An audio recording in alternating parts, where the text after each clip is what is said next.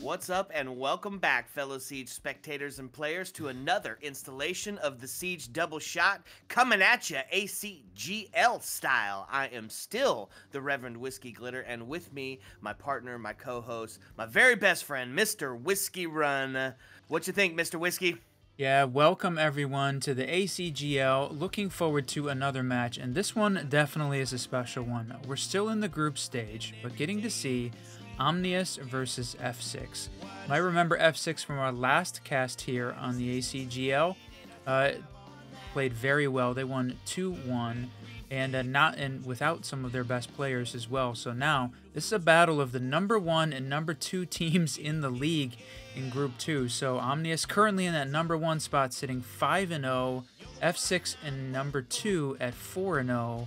Someone is going to break the streak today. Unfortunately, I hate that we have to be in that position to see it, but it's going to happen today, my friends. Somebody's got to lose, somebody's got to win in the best of 3. What you always say, someone has got to lose. Both great teams, both going to show up, both going to show out, but in the end, one will lose and one will reign supreme as the numero uno. So, to get there, though, it's a best of 3 showdown, so let's look exactly where we're headed this evening. For tonight's match, we're going to first take Consulate and Chalet right off the board. Clubhouse to follow. It's the 3 C's right out the gate. Night Haven Labs to follow it up. A sad one on that one. It's my favorite map, of course. But that does mean that Skyscraper and Oregon going to be our first 2 maps of the game. Skyscraper, really fun, really inventive map. Standard half being like a 5-1, right? So it's very defensive-sided. Oregon, the map where good teams go to die. And should it prove necessary, right, our third and final decider map, which we did get to see the last time we were here in the ACGL, is going to be Bank, which is going to be a stark difference from the first 2 maps that we've seen, being big and open and airy. So a really great selection of maps for us this evening. Hopefully we get to see all 3 of them like we got to see on the last one. I think we're about ready, though. Yeah, I think we are too, getting that lobby going. And from the F6 side, they won the last time they played on Oregon, so definitely looking forward to seeing what they can put out there. And hopefully, Omnius is going to win Skyscraper to try and find that their position there to start with. So here we go. We are ready, my friend. Ayo. Let's go. It's Skyscraper, baby. And hey, we've talked about it. This is an incredibly defensive-sided map. We have talked about the standard splits being that it finds yourself 5-1 on the defense. So if it's looking rough out the gate, or a little bit one-sided and it's on the defensive side, well, hey, don't worry. It's all expected. It's all in the plan. It's part of the script if there was one. Let's get into the bands and see what there's going to be. Dokkaebi, huh? Yes, not surprising to see her off the board. That roam clear potential. We know that Skyscraper, it's a small map, right? Difficult to get in from the attacker perspective. One, because small windows and doors, not a lot of wide open spaces to try and get in the building. Dokkaebi's ability to clear out the roamers, obviously a huge part of that. So, and then the other roam clear, Deimos. Him being able to pinpoint the defenders from anywhere on the map from a safe location has really brought a new element to the game. Glad to see he being played, but not here today, going to be banned out. Mira going to be the next defender to fall. Okay, so the Deimos ban a little bit off kilter, a little bit out of the ordinary. I like it. Who are we going to see for the last defender? It's a good number of people. We've seen the Valkyrie band out here. All right. I'm not happy. That's right. Whiskey Glitter, a bit of a castle main, and also loves to see it in competitive play as well. It sort of changes up the map, changes the way that we see things happening from a slowdown, from an entry perspective. But like we talked about, Skyscraper being very difficult for that. So having castle off the board should help out the attacking team a little bit to try and make their way in. And we're going to start off in the standard 2F, T, and Karaoke. You know what? I'm not mad at it. It's such a good defensive pick, especially for Skyscraper, right? What's the thing we're trying to do on Skyscraper? We're trying to keep you out of objective and out of the building completely. This is such a great person to have. Very effective at setting the pace of the around. So getting the castle out of here is really going to mean that we might have some really aggressive defense coming out, and I'm here for it. Let's see something that's not on the standard. Let's talk about the defense, though. We've got 5 top defenders that we talk about regularly as being the golden ringers of defense, and we're going to see 3 of them right now. The Architect Azami going to be on the board, great for directing where that traffic from the attacking team can flow through. Fenrir is also going to be huge at setting the pace here early in the game, of dictating where you're allowed to push in from. And then, of course, Solus, who is just the intel queen of defense outside of Valkyrie. All 3 going to be on board. This is a good setup. Legion and Livy to back it up. The interesting thing for me is just, well, obviously running the Boss G, very interesting drop shot, considered one of the best gunners here in the ACGL, so definitely looking forward to seeing him make this playstyle. But to me, the interesting thing is using the ban on Castle versus the Fenrir. And Castle's passive utility, and, you know, just once it's down, it's easy for the attackers to deal with, but Fenrir being, you call him the chess man, changing up which ones are active, depending on where the push is coming from. I think he brings a lot more utility for the defenders, so it's surprising to see a team make the choice to go with Castle as a ban versus the Fenrir, but see how this plays out for them. They are in that number 2 spot for a reason, so we'll see how it goes in drop shot, getting his first. Yeah, absolutely. That is going to put the body balance in favor of F6. No, this is a targeted ban. This is a practice ban. This is seeing some VOD. This is knowing how Skyscraper is played, and I think we might start to see this more as castles utilized across the maps, across the different sites to be played. Castle's going to be starting to ban a little bit because it's incredibly OP at setting the base, at dictating what they're allowed to push into. Now it does get the equalizer there, so it's going to find the headshot there. Go down. Is going to get traded out as Solus is going to find that kill, now taking us into a 4v3 with minute 10 left on the board. Just holding on to the long angle in place. Maybe bring out, but not going to do very much damage as Vigil going to take a little bit. Survive.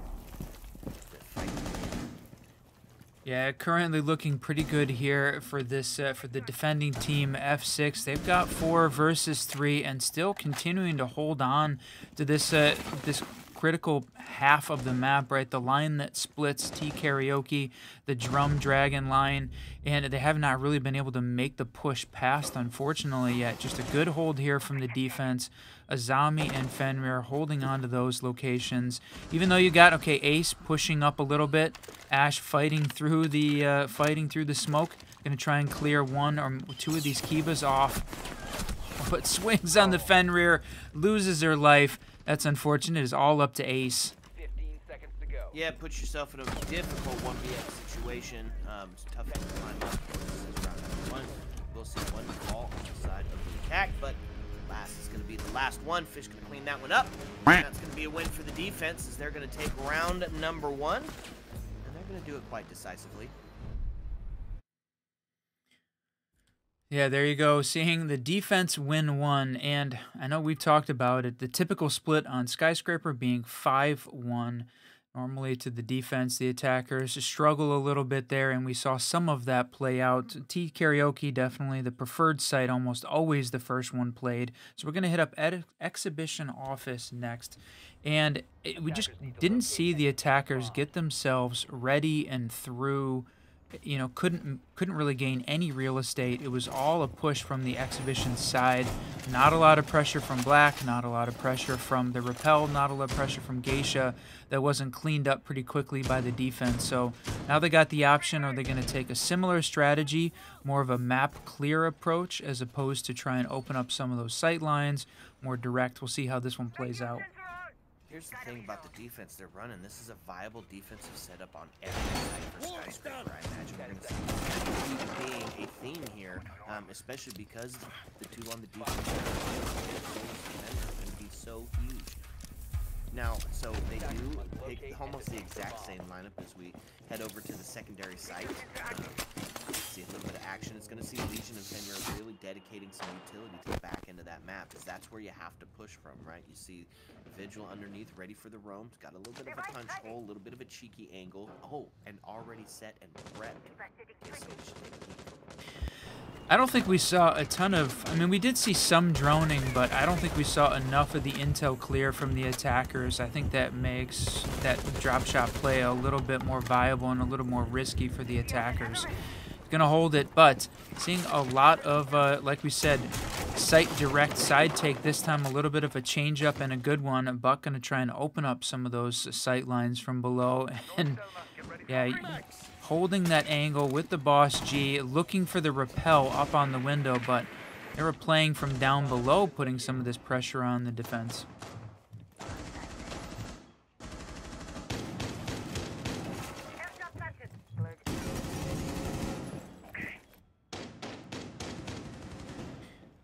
All right, yeah, okay, now drop shot deciding that it's time to try and take the push, change up the angle, go for the player playing down below, and look at that, finds one.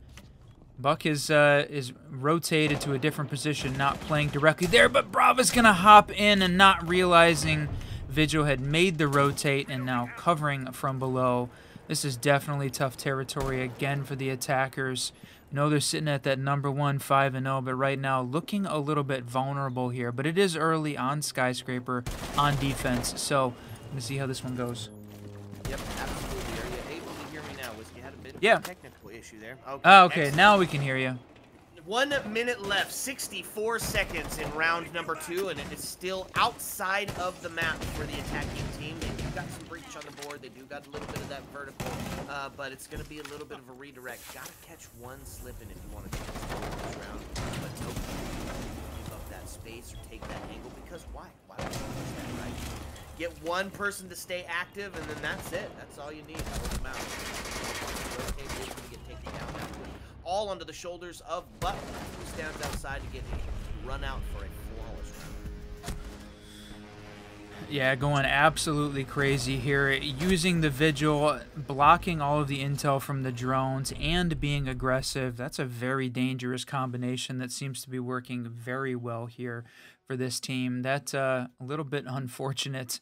A little bit unfortunate for Omnius to start off with, but now we go downstairs to the barbecue kitchen side, and that's not a bad place to be, because this one definitely the tertiary site for a reason, much more difficult. You can get a lot of vertical control as the attackers put some pressure on the defense, but right now F6 playing very well together and taking a couple extra chances. So that's the question: can Omnius find a way to exploit the heavy roam game? They don't have the Dokkaebi, they don't have Deimos, but could bring out the Jackal as an option for trying to get some of this roam clear. We'll see whether or not they make that adaptation. And I like the change up here to bring out the IQ, maybe to counter Solus and counter some of this this electronic utility that the defenders have. Yeah, lean a little bit more into that intel, right? Get the Grim on the board, get those keys active, and I think it is. There's a heavy dedication to the road game. Why? Because of the Azami and the Fenrir, and now they've added the Melusi to the fold instead of the Legion. So just another operator that's going to be designed to slow you down and be able to hang out inside. So huge, heavy roam clear, a huge investment into playing outside of the site, and it's working, right? It is absolutely working. Winning the ones, getting the body balance early, and just sticking with the pattern, and it's holding true, at least for 2 rounds. So we're going to see if they're able to bring anything to the table for some adaptation, some quick entry in. That's going to be the first member IQ off the board. Is Boss G going to ring out absolutely again? Disgusting shot. Going to take us down to a 5v4.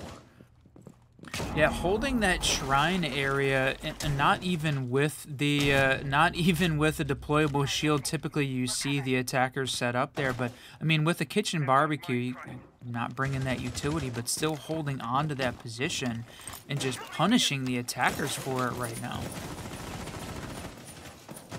So it does find ourselves in a 5v3, another careless situation here for the attacking team, but not one that's undoable.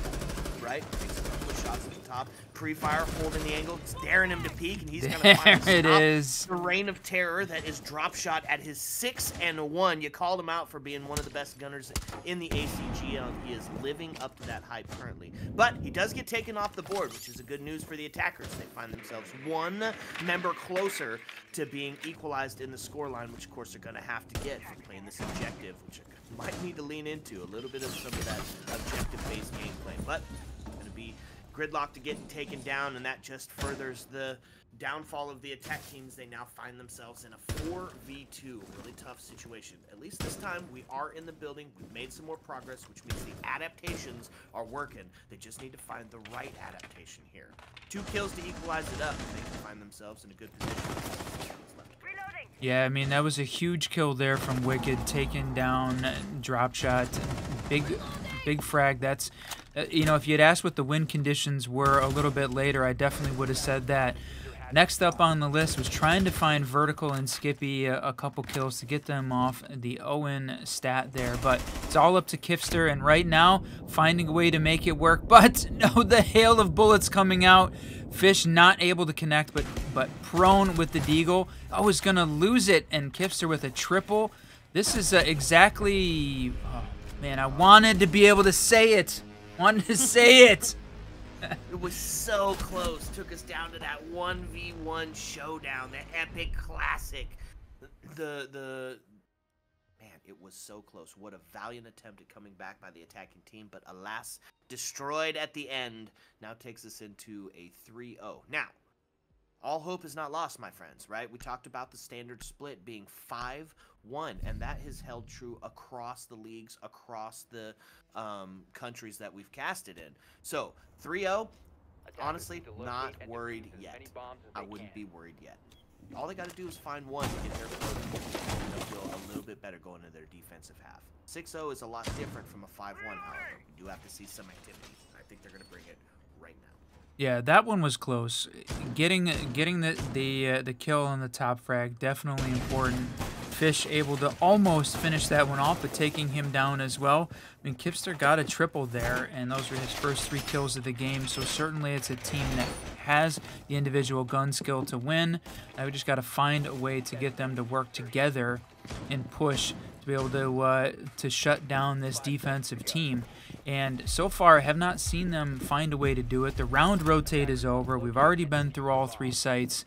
Now it's time for the adaptation here from the attacking team. Find a way to change it up. They know how this team is playing. A little bit aggressive on defense. Heavy roam game like you called it. You see drop shot holding this spot all the way on the other side of the map again. Trying to prevent them from entering, even getting in on this side of the map, rather than even holding that halfway point. So big investment with your top frag trying to hold that down, but find a way to do it. I think they got it in them. Omnius can pull this off. Yep, we're going to see our first bullet contest here as Fenrir going to get pulled up on. He's going to get taken out. Yeah, he goes off. A little bit of siege timing on that one, but that is going to put the body balance tipped in favor of the attacking team for the first time. So they're now, I believe, for the first time. And so now, this is all that they needed, right? They got to get that early entry kill and now play off the trade. Still got to take care of drop shot, which is going to go down. Hell of gunfire. Take us into 3-4, although he's not out on the count. Could still technically be, technically be picked up outside. A little bit risky. Somebody's still holding close in the drum area, waiting for that exact sound. Let's see if he's going to take the shot. Keep an eye on Walvis. Yeah, just he's going to hang back, let it happen. You know, Wicked definitely down in the health area. He's got no more of those E1Ds available. But it was the kill on Fenrir was definitely close to almost connecting. If he had waited just a second longer, a half second longer, for the Fenrir to sort of totally envelop the attacker, I think it would have won that. So a little bit of extra push there, and eagerness from Figure was his downfall. But then a double coming out from drop shot, just quickly pushing this one back and giving the defense a little bit of a fighting chance. A second ago, I would have said that they didn't have it, but boy, grabs another. Unstoppable right now with the Boss G. Yep, so he's on pace for the ace. It's a low health scenario as the plant's going to start to go down, and they're going to eventually find that kill and stop the rate of fire that is drop shot. The most important man to take down, especially when he's the last one alive, found a way to make it happen. So gives Omnius their first win, and that's upstairs on that primary site. So great win by them, a great push together. Saw a couple, like you said, the first time we saw them win an opening kill, that entry. So F6 had been absolutely dominating that stat so far with a 3-0. So now finally they get one and able to take down Dropshot finally, even though it was the final kill and he grabbed 3 in the process of holding on. So if he had gone down earlier, this was a much different round. But they were able to hold on, find their first, got the opening jitters out of the way. It's not going to be a 6-0. It's not going to be a shutout. So now you can settle down, focus in on this game, and take the second upstairs site. Of course, F6 is going to try and hold them off and continue what has been definitely a dominating first half of this game. I'm telling you, they did what they needed. Quota met, got the one. Anything after this going to be, just like you've heard me say it, icing on the cake. They're going to feel good about going into their defensive half now. Because that's what we're looking at standard, and they're going to be bringing that same sort of aggression on the defensive side of it. Still got plenty of rounds, 2 more to go in the first half, first map here. We'll see if you're right, if they can capitalize off this, gain any momentum, which could be potentially huge. One more win, and they're feeling incredible going into their defense. Yeah, agreed. It definitely really felt like they just needed to find that one. So finding their way, at least push in, but you saw that operator detected outside notification pop up. That tells us that this defending team is continuing to be aggressive on defense, continuing to try and push and hold, and unfortunately Skippy makes the jump in, and a drop shot gonna make him pay for it, this time pulling out the SMG-12. And but he's gonna run, you die. Broke a rule number 1. That's the second time that Wicked's been able to find him so far. So is that the advantage this team needs? They didn't get the opening pick, but they now do have a man advantage. Yeah, 3-3 now that we sit here as it gets equalized up, and I think, yeah, it does give a little bit of advantage to the defense here, because 4, 5, 6, 7, 8, 9, 10, right? Drop shot has it. Just absolutely frying on Skyscraper, whereas you can see it's a little more spread out on the side of Omnius. So, we find ourselves in a 3-3. We've got a minute and 25 left, and that's going to be the Ella to go down. That makes us into a 3v4. A couple of free fires coming out. There. It's going to be an equalizer, taking us into a 2v2. Minute and 15 still left on the board, and it's going to be the battle from behind bar. But it's going to be the full rotate on around as they're going to find themselves on the scenic route, but still got to deal with this soul that's supposed to be an absolute menace from the back end here. Yeah, that's right. Playing behind that piece of defensive utility, they still have got the deployable shield up, preventing, or at least access, and giving her a little bit of cover. So, going to see those drones come out. 2v2, still 45 seconds left in this round. They still have got some time, a little bit of utility, and there's the deployable down and going to swing off the noise. Great kill there from Kifster. All down to Kiko. Try and find a way to hold on and keep this defense together. It's a 1v2. Oh, missed drone. They don't know where. Nope, did not know where she was playing. 1v1, and it's going to be another for the attackers, and this was a huge round, my friends. This was a big round, finding their second on the attack. And I know they're down in the scoreline, but I say that gives the advantage over to the attacking team now. If they can find one more to put the scoreline equalized, F6 going to be in a little bit of a tough spot.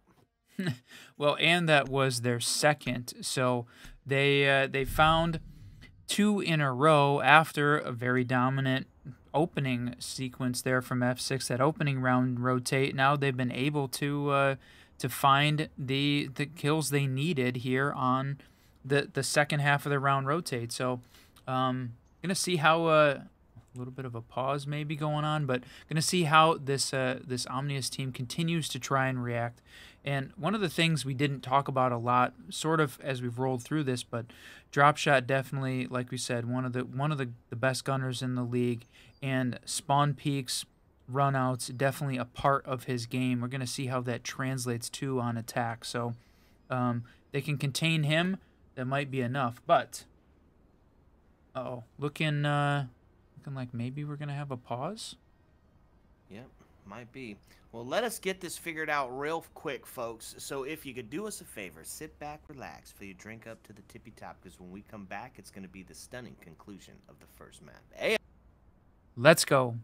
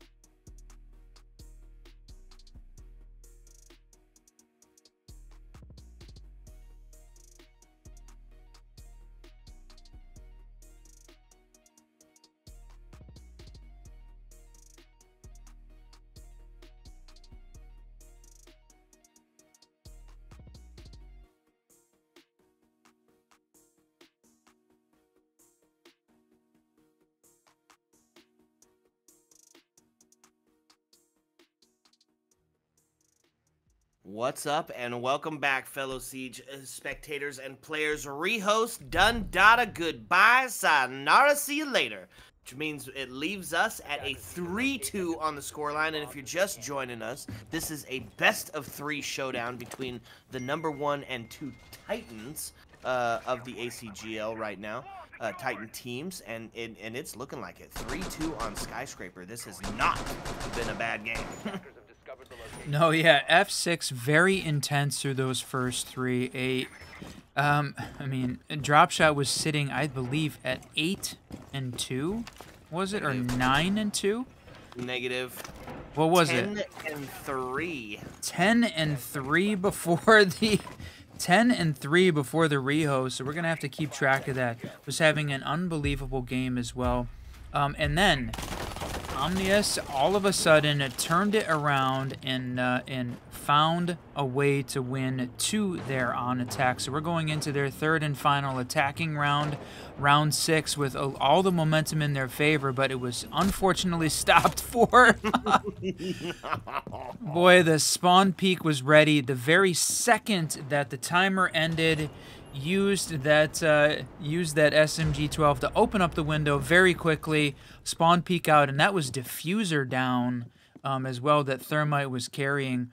That's an interesting thought. He was carrying it on, I don't know if that rappel had a floor below it. What, does the diffuser just drop off the side of the building?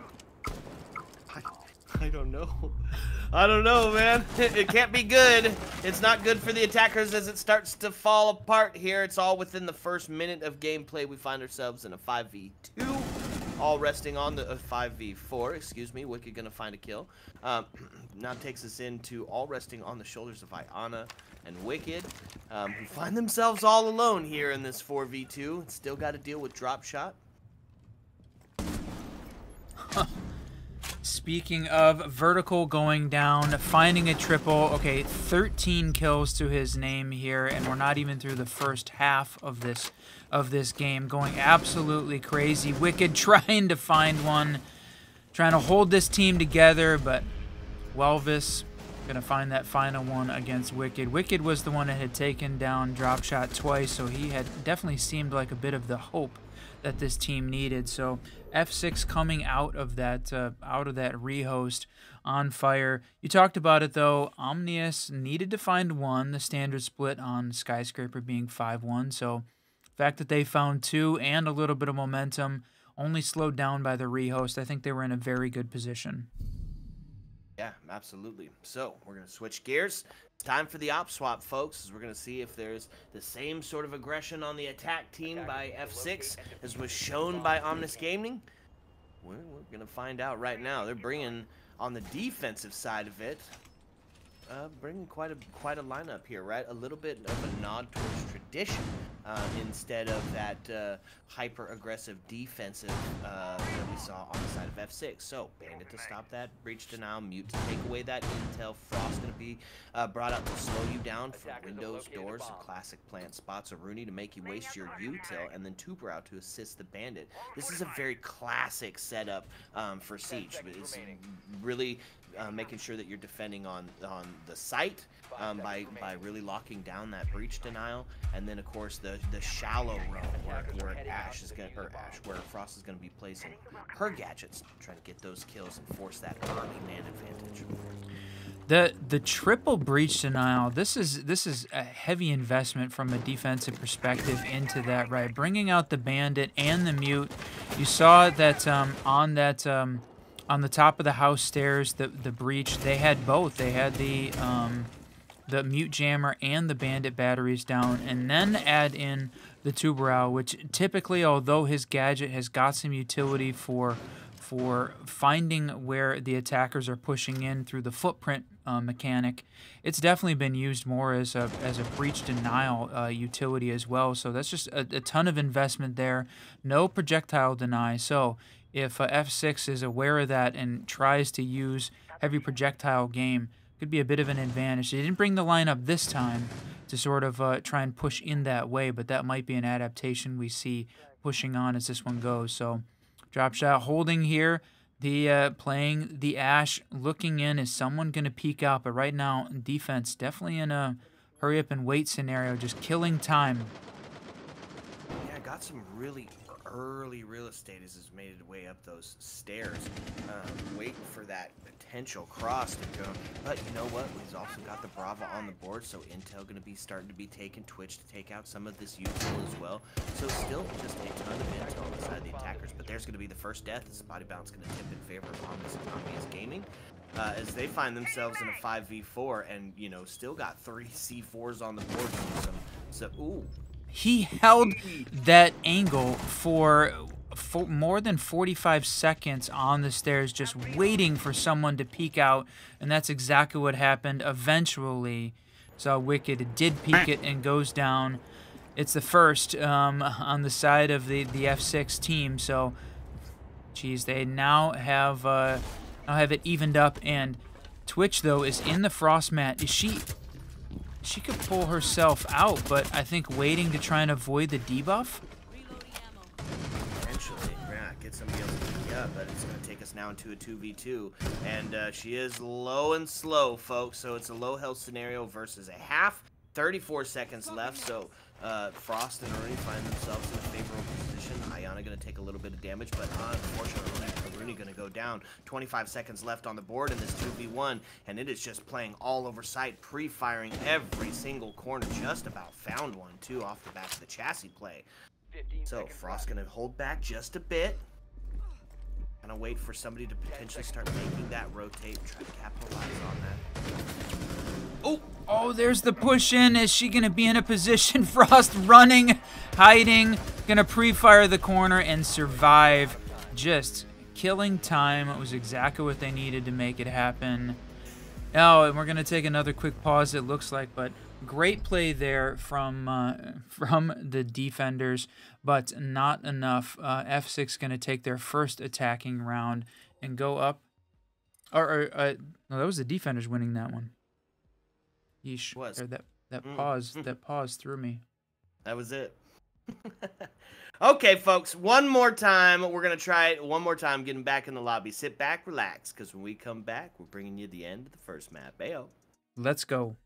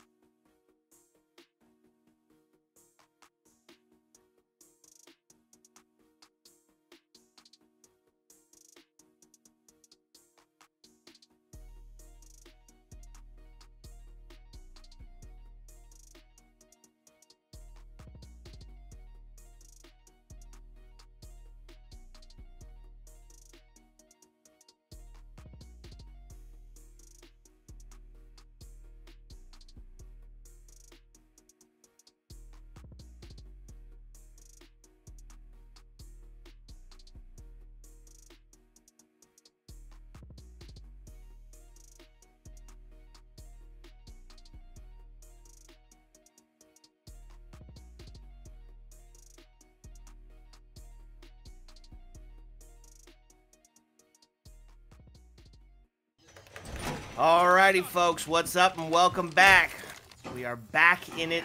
The court score currently sits map number 1, 4-3 in favor of F6. The defense is starting to find a little bit of momentum here on the back ends. They find their first win on the defense. It's going to show us the secondary site, exhibition, and offices.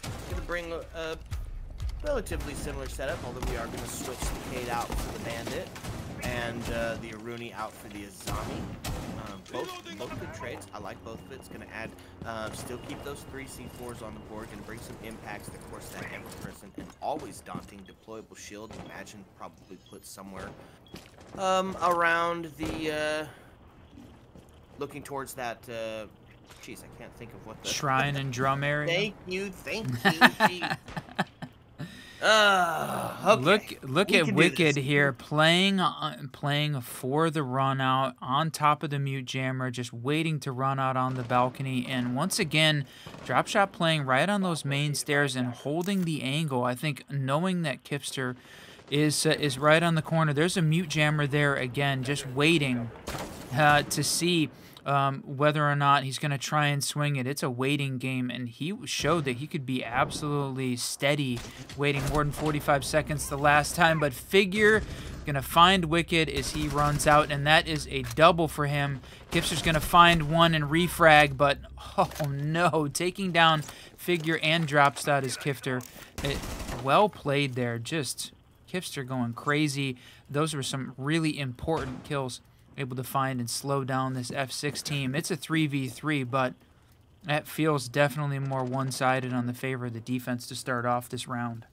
Absolutely. Well, speak of it, it did. Now that's going to be Frost getting taken down, puts us into a 3v2. Still got a minute and 26 left on the board.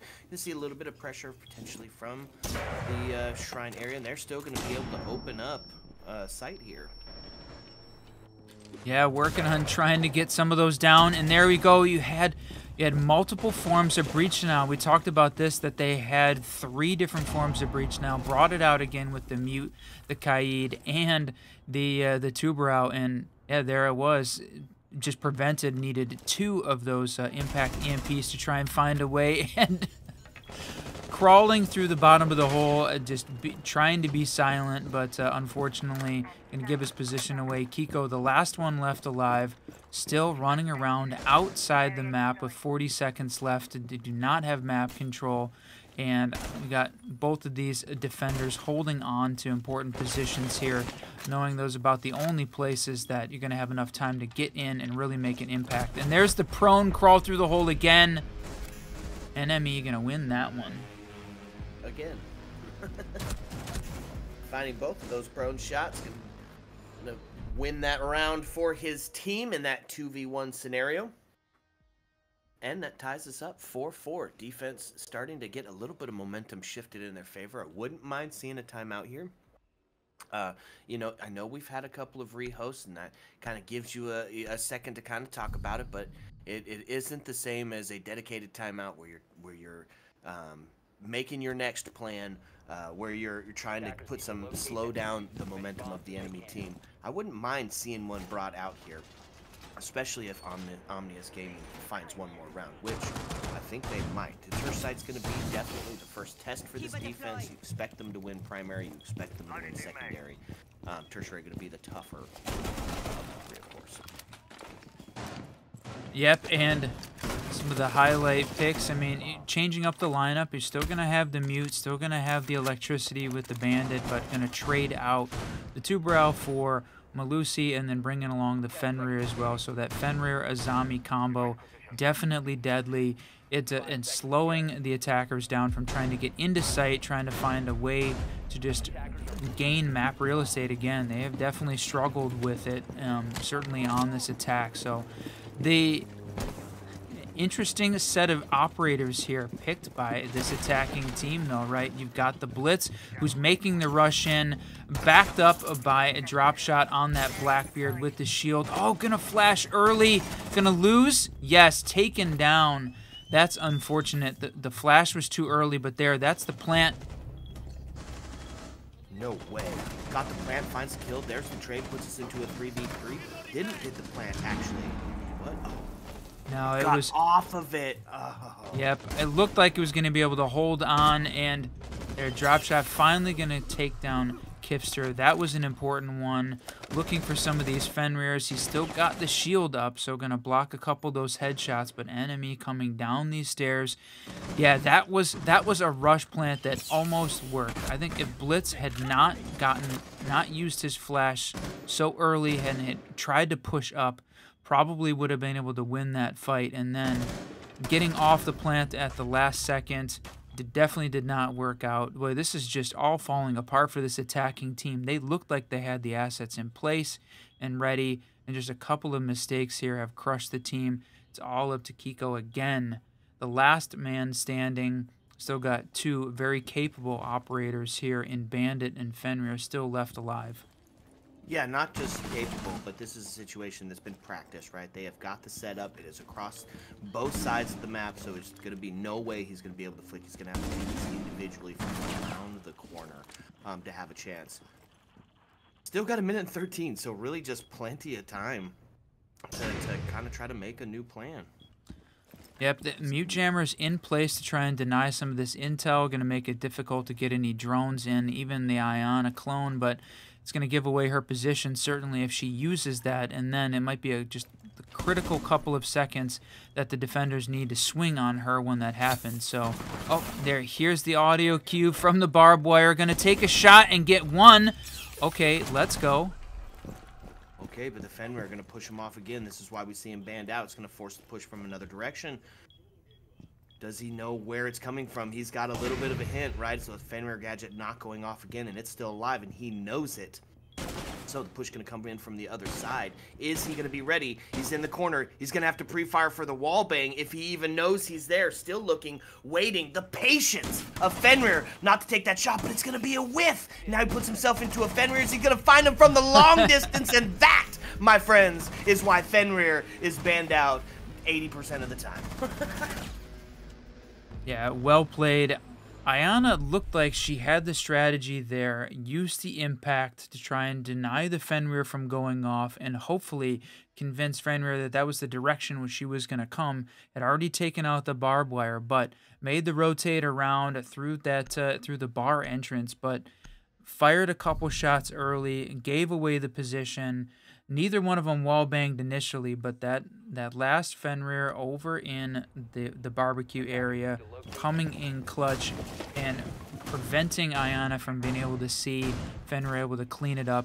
It was well played on both parts there, but Fenrir played it just a little bit better. Omnius taking another, that's their third in a row, to put them up 5-4 and take the lead here for the first time in this match. Okay, up in the score line, we're going to run it back to the primary site. It's going to be the same exact lineup except for we're going to lean a little bit into the intel. There, Rooney going to come off the board, and then Valkyrie going to make an appearance. As we talked about it, this game is a game of intel and opportunity, and you are seeing it played out here. The use of the drones, the effective use of the drones, mind you, not just getting your drones in, but effective spots that are going to allow you to not get flanked and provide all that intel. Well, it's going to be a little bit more for the defense now as well, as Valkyrie going to try to use some of those cams for some vertical presence. Does have a C4 in hand. That's going to make 4 total on the board for the defense. Boy, and we have seen the rise of the C4 even more here in Year 9, Season 1 than I think we really had for the most of the second half of the Year 8. I mean, it's just, they have been incredibly impactful in competitive games, and you can see that brought out here from this team. Oh! Bandit tricking, well done. He's going to save it. You keep that wall nice and closed, and you had a couple of the attackers set up and ready to push in, but just well played there from Bandit. Gonna think I can give it a shot again. Try and jump in. Oh, gonna lose not only the Thatcher, so they no longer have the option to try to push Bandit, but also gonna lose out another breaching gadget there as Bandit is successfully tricked again. Just well played by him. NME going crazy right now. Yeah, well played. That was freaking phenomenal.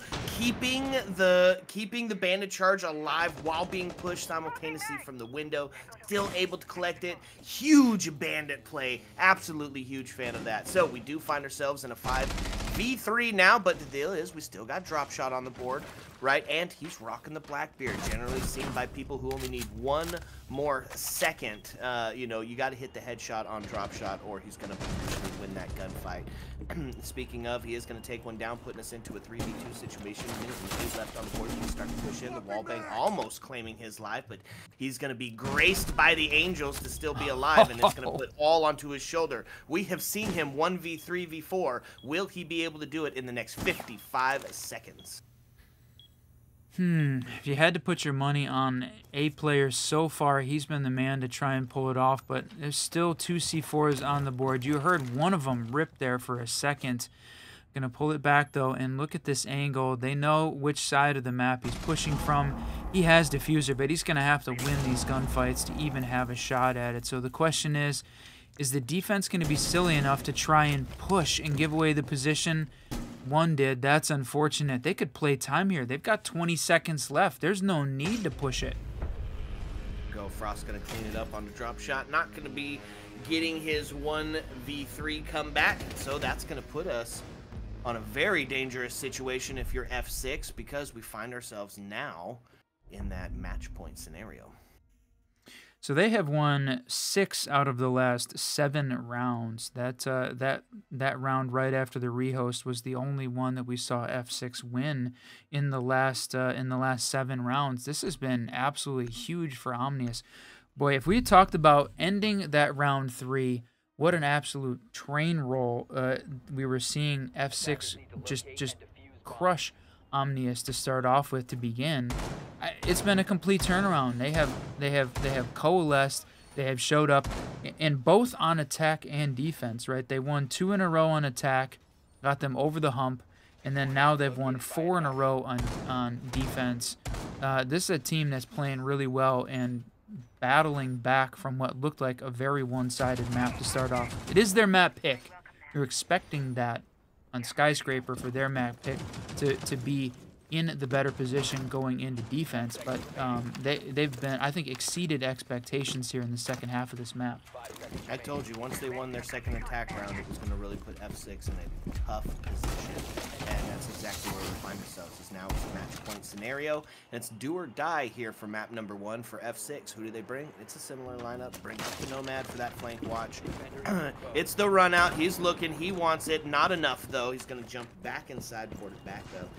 Some claymores out that we run doesn't happen from below. Look to see what's on that back window or back doorway as well. But drop back onto the Blackbeard, giving him 1 second extra before he gets bullets flung towards his dome piece. Iana for the intel, and of course the combo to get her open. It is the Ace and the Thatcher. So go ahead, barricade up that single wall now. As the run out didn't quite work. Doesn't want to get pulled up on just like they did on the last one where Mute lost his life. Oh, there's some of that breaching coming out. You can hear it. Enemy playing on the Kaid, though. Again, heavy investment in this breach denial, and it's completely working. They have thwarted F6's ability to try and get in. They've had a little bit of entry, but just really not been able to grab map control, have not been able to find a way to just gain real estate to set themselves up for an attack, and that's a tough one. Vertical going to take down Figure. We haven't talked enough about Figure yet. We were going to talk about how he has the kill record here in the ACGL single map, but right now not been able to find a way to push himself up and become a really relevant piece. But that was a nade down. Oh, rough. So it is just falling apart for the attacking teams. Now they find themselves in a 5v3. It's 113 still left on the board. Still got Fish outside, but he's low health. Nomad the next to fall. Frost going to find that kill onto the dome piece. Now puts his Cade down and puts us into a 4v2. That's a tough situation for an attack team to climb back from. Going to have to really rely on drop shot here. Gonna Geez, that's going to find one. Going to put himself in position to try to find a second, but nobody going to make that daring peek. Fish just going to hold the back angle, wait for people to start getting the cross, to go put that fight onto drop shot, and then try to take advantage of it. But they know he's there, so they're not going to be fooled by that one. This time, though, yeah, he's not going to have to fight a 1v3 by himself. He's got Fish to back him up, but, oh, walking through that same breach. Boy, that has been an absolute disaster location for F6 to try and get through the single at the top of house stairs. Unfortunate there. We're going to see a 7-4 victory come in for Omnius Gaming. Great play by them, and an unbelievable second half of this map. Really has been crazy. Yeah, absolutely. It's exactly what we said when we saw it on round when the tag team took their second round. It was just going to put them on a better position going into their defense, and they were able to capitalize the rest of the way through. So that's going to find the first map, going to go in favor of Omnius. And we're going to get ready for map number 2. So sit back, relax, for your drink to the tippy top, because when we come back, we're bringing you a second map. Heyo! Let's go.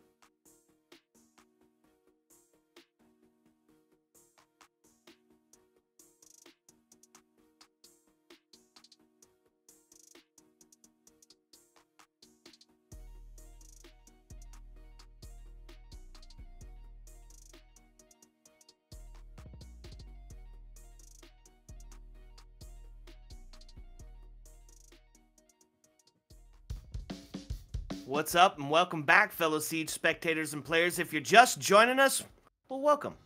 We appreciate you being here. We're doing a little Siege. I hope you don't mind. We're on map number 2 in this best of 3 showdown. Omnius taken map number 1, which was Skyscraper. I am still the Reverend Whiskey Glitter, and with me, my partner and co-host is still Mr. Whiskey Run. What you say, Whiskey? Yeah, welcome back, everyone, here for what is map 2 in this best of 3, and yeah, we started off thinking F6 was going to win this one for sure. They were very dominant, a 3-0 start on Skyscraper, and then Omnius came alive, won the last 5 in a row, just absolutely crushed it there. So now we get into Oregon. This was a map that F6 won the last time we saw them play, and they're very good on it. Bans are going, we're going to get into it. That's right, folks. Okay, let's see. Oregon, the map where good teams go to die. You've heard it said all over the place. It is a nod towards nostalgia for Siege. If you've ever played a map of Siege, you've probably played it on Oregon. Everybody's got some strats. We're looking to see what's going to be the adaptation. What is going to be the difference maker on this Oregon round. Castle going to be played out again. Now, that seems like it might be a bit of a target ban because I don't see much Castle on Oregon play. Yeah, it appears to be just something that that F6 doesn't want to have to deal with. I think maybe potentially because the team is fast. They like the entry. They like the quick entry. They like to save the utility for clearing things on the inside of the map. I mean, Castle's not there. Gives you a little bit of that advantage, but it does leave Fenrir. It leaves Azami available on the board as well, so Sola's going to be gone, but those 2 power operators still there. Yeah. Okay, I like it. Bravo off the board. This is looking like we might see some very fun util going to be played here. I'm excited for it. Let's see what Omnius is bringing to the table defensively. We are going to start primary side 2-up location. Very standard to see them go up top first. It is one of the more easily defensible sites. Only a couple of ways to actually get into it. Of course, can put a little bit of investment into the roam game down below. On the side of the defense, we are going to see Illusion to slow him down, coupled with that Melusi. Mute to get rid of that intel that you were talking about, the intel tonight, and the big, as you were talking, the big highlight pick here is going to be the Goyo. Really going to try to slow down some of that aggression, specifically in the hands of Dropshot, who we've been talking about all night. He did had a great, phenomenal round. I think getting close to a 20 bomb, maybe even getting there, but just not enough for the team of F6. But we saw them play on this map as well. If ever there was a chance for us to see that third map, this decider, F6 is going to be bringing the heat here. Let's see if Omnius has got what's needed to finish it off. Yeah, so starting on defense, I mean, it is Oregon defense. We see a 4-2 split, exactly what we would expect. So hopefully F6 can find a way to make it work. They were definitely more exciting on defense, right? Definitely on the back of Dropshot there, who had managed to find 10 kills before the rehost in round 5. It just was playing unbelievably on defense, but was not able to find the same level of success on attack, him individually or them as a team together. So this is the important part. Can they find a way to make this happen here on attack? They got to find some success, and then expect that defensive half to be very exciting, bro. Yeah, absolutely. Okay, so Sit's, I was just about to say Sit's 5-all, but we're going to see Skippy getting taken down off the board, give the body bounce over to the side of the attacking team. It's a little bit of a hurry up and wait. We do get some intel on the attic. That's going to take the shots from below. Still get the trade out here. Skipster going to find one on the fish. Now taking us into a 4v3. Still got a minute 28 left to go here. So plenty of time for this attacking team. Yep, still time. They got to clear out some of this defensive utility there. There's one of those Melusi traps down. Still have some of the Goyo traps, so you can hear them going, and there Legion throwing out more of his utility. That's one thing I feel like they struggled with on Skyscraper from this F6 side, was clearing defensive utility, and it just coming up to bite them in the ways that that they didn't need. Also, the breaches, but Oregon a little bit less important, I think, from a breach perspective. They've already got some attic control, or did anyway, and you can see trying to hold on, making sure not going to get shot from below in the hatch. There is Kiko. Okay. So a little bit of a slower round, right? 34 seconds left. This can be the coil that goes down. Now puts us into a 4v2 as the attackers are looking fairly good here. But it is 27 seconds left. Kiko gonna go down, and that's gonna be a second. Now taking us into a 2v2. And if they can get the Goyo up, they'll get the man advantage as well. It's gonna be the pistol fall around. Now puts us into a 2v2, into a 2v1, really, because the Goyo's down. Malusi taking some damage, and the attacker's gonna come up with it. Wow, a double there from Drop Shot here to finish off the round. That was what they needed. A little bit of fire on attack, taking down the first attacking win. So that's, when you look back at the last map, it's the first time we've seen them take the, yeah, that was the first attacking win they got. Let's go. All right. Gotta find one somewhere. Yeah, they turned the corner. Okay, attacking win finally found. I felt like that's how we were talking about the Omnius team there back on round 4 on Skyscraper. So now both teams found success on both sides of the map finally. And hopefully Omnius going to be able to try and hold on. And F6 wants to win this one. Obviously, we're in a best of 3. Saw Omnius take Skyscraper 7-4.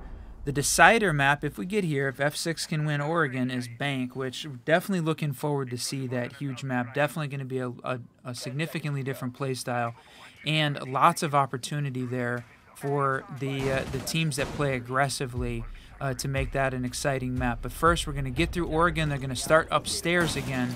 Going to replay that 2F site. Absolutely. Run it back. Run it back. They say we know how to do it, and they're going to bring the same operators as well. Still see, except for we are going to see the Malusi switched out for the Wamai. A little bit of that projectile denial, take care of some of those flashes and such. Yeah, we talked about that during Skyscraper as well, that it didn't appear that Omnius was really, just basically didn't use any of that projectile deny. So this is sort of their first foray into it. You can see that's Vertical trying to hold down, waiting for the Maverick to open up there, the bottom of that attic catch in there. You can see it opening right now, but boy, this is a dangerous spot to take. Dangerous battle. Playing on the stairs. I'm assuming, yeah, I was assuming that was Drop Shot running the shield, so got a little bit of backup there on headshot protection. So am I going to have to be careful peeking this one? Yep, absolutely. So as the first minute gone, the drone's doing what they drew best. We're going to see Wamai find the first death on the side of the defense. It's now going to be a bit of damage, but got some real trench warfare built up here. It's going to be the vertical presence, but you're going to lose to the vertical as the shots ring down, but just not able to capitalize. Still trying to hold on to some of that verticality, but it's going to be really a too little too late situation, as now we find ourselves in a 5v2. A 4v2, as they are going to find the first one. Twitch drone going to go off and pre-fire from the shotgun, knock them out.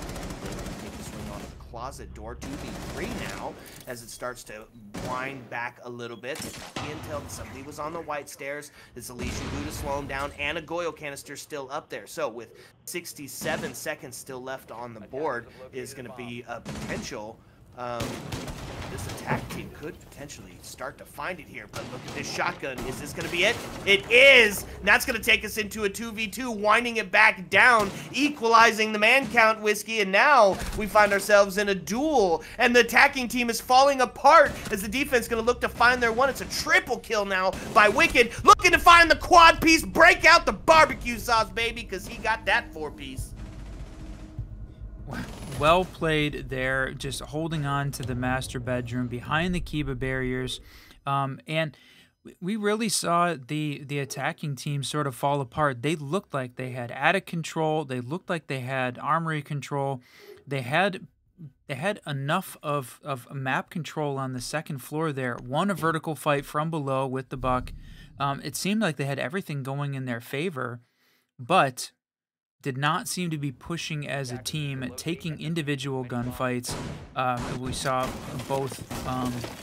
both Maverick lose that fight. We saw Buck lose that fight, and then eventually the last man to fall is just not coordinated execute, and it just really seemed to hold them back, not going the way they wanted. So an unfortunate way for that round to end there for the F16, but great play by Omnius to take advantage of the fact we weren't seeing those guys play together. Yeah, huge round for the defense as they find one and tie it up on the scoreline. And they're going to switch it up. We're heading down to the Bunker Wars now. This is the secondary site, although we're going to see it for the third round.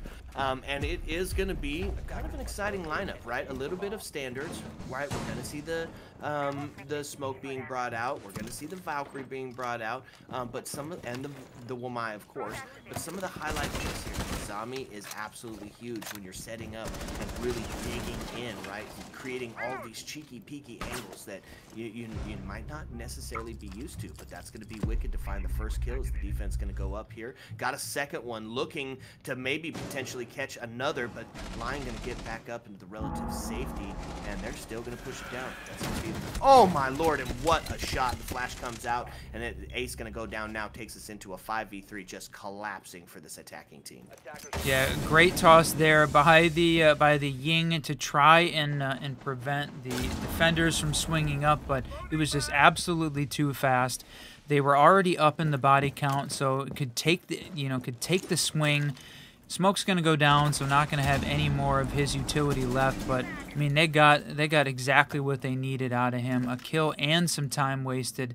There's still 2 minutes left, but down to a 1v4 with 2 minutes left on Oregon. This is the classic Bunker Wars. You're gonna hear the reinforcements come out. So, boy, and he's not even gonna win that first engagement. Loses his first shield. The nade's coming out as well. Gonna get one. Throwing bodies at him, and they're going to overwhelm and win that 1v4. Going to see Omnius taking another one. What a shot, too. Okay, 2 in favor of the defense, and that's going to see the first round rotate at the first half of the second map done. Dada! Instead of taking it up, we're going to see the Tersh site. We're going to see the Tersh site for the first round of the... Okay, whatever. F6 did win the first time they went upstairs to 2F, so they won 2F, they won basement. Now they got to have a shot here to take down this first floor. Good call going kitchen meeting. Rarely see that kitchen dining site played. Now the thing normally we'd see an attacking team will look to see whether or not they bring out the OSA. None of the shields banned, so we haven't seen really any Monty play on either side. Definitely interesting compared to what we saw casting the ESA earlier this week. Lots of shield bans and shield play there, but none of it at this point except for one round with a blitz that was a quick plant that almost got off there downstairs the first floor site in Skyscraper. So sort of a standard split, but really interesting to see. This is our first time getting a chance to cast Drop Shot as a part of the F6 team, although I knew about him from the league. Running almost exclusively, I think, the Vigil Boss G on defense, and then Blackbeard, a couple of rounds of Ash thrown in. But it's interesting, it's very individual operator, right? Not seeing the OSA, not seeing any sort of shield in place, and he's just pushing himself right up into kitchen. Very aggressive play style. Ideal operator for somebody like Drop Shot. Now we are going to see the first go on the line. That's the intel gone. But why? Why do we ask, does he run the Blackbeard? Is the gun insane? No. But the operator is, right? Drop Shot is insane. So if you give him 1 extra second to get that headshot, to get that flick around, well, sometimes it's all he needs. So yes, very individualistic on the play mode, and he is pushing in by himself. See if he's going to be able to capitalize on it, because right now defense is up in the body balance, and they're feeling pretty good about that, even though it's only the first minute gone. That was the intel out. Yep, that intel done. A little bit of already the defense holding on, continuing, seeing Figure try and push up, gain some control of Shower. They've got some control, but definitely seems like more focused on the first floor site. We're not, or the first floor of the map. Not seeing a ton of vertical clear happening, but that was what Omnius was prepared for. They had 3 operators playing upstairs.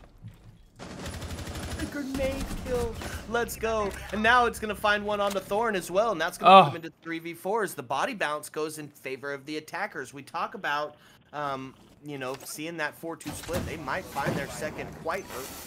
Here, we have 1:07 left. The zombie going to take a little bit of damage, which is going to block off that white, really slow down that advance. We've still got the vertical, but he knows he's there. They've got the ping. They're ready to go for it.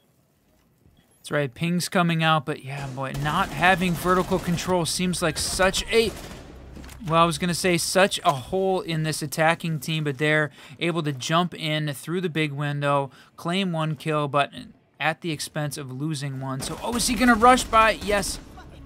Kipster just waiting and taking advantage of an overly aggressive attacking team. Dropshot's going to find 1. Figure is down, so it's effectively a 1v1 right now.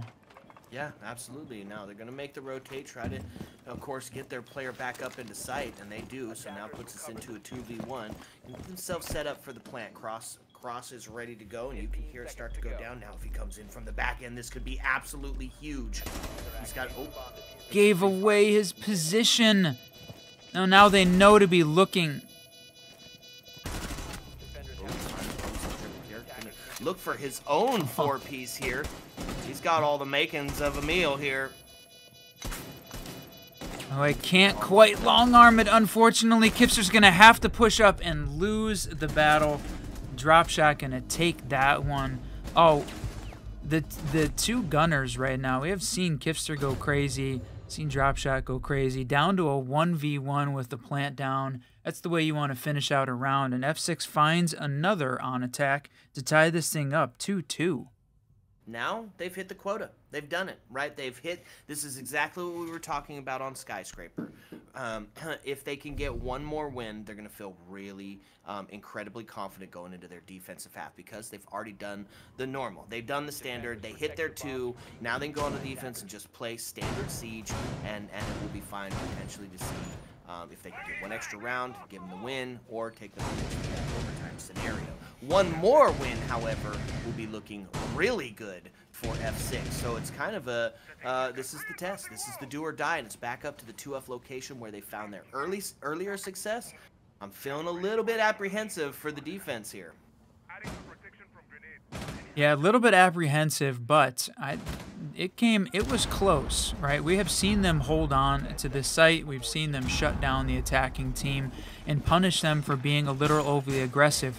They certainly continued that trend, right? F6 continuing to be a little aggressive here on the attack. So they can win a couple of those gunfights, got gunners on both of these teams, and again punish them for fighting individually. They continue to play separated like that and rely only on winning 1v1s. Omnius has definitely got the ability to win this one, I think, and a little bit of the edge goes to them if they can get like that one of those early picks.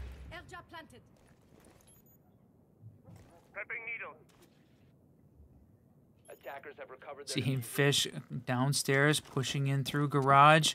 Figure getting himself set up for the Flores to try and clear out some of that utility. One of the things we talked about F6 seemed like they were struggling with was clearing defensive utility, so I love seeing the Flores on the board to try to take an active approach to that. And the vertical play definitely coming out, seeing shots through the floor on both sides, but that is going to be Skippy finding the first, and that's unfortunate. Onto that frag leader here on the F6 team.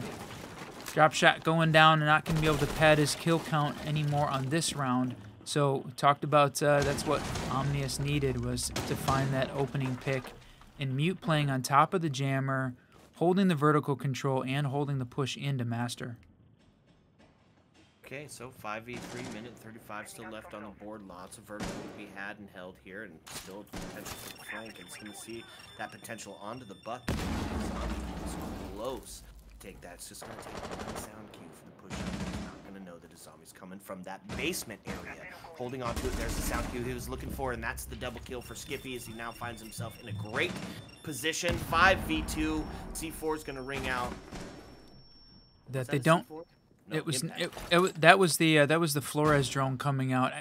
They don't know exactly where the mute jammer is, so he's trying to work his way around it, trying to see if he could clear it by just getting the explosion off. But Wicked is just holding on to this angle, holding tight. And Kiko, unfortunately, had pushed up too far in Attic, didn't drone out the player that was in Attic, and gonna lose that one. Omnius taking it flawlessly on the back of, once again, individual fights across the board, no coordinated push.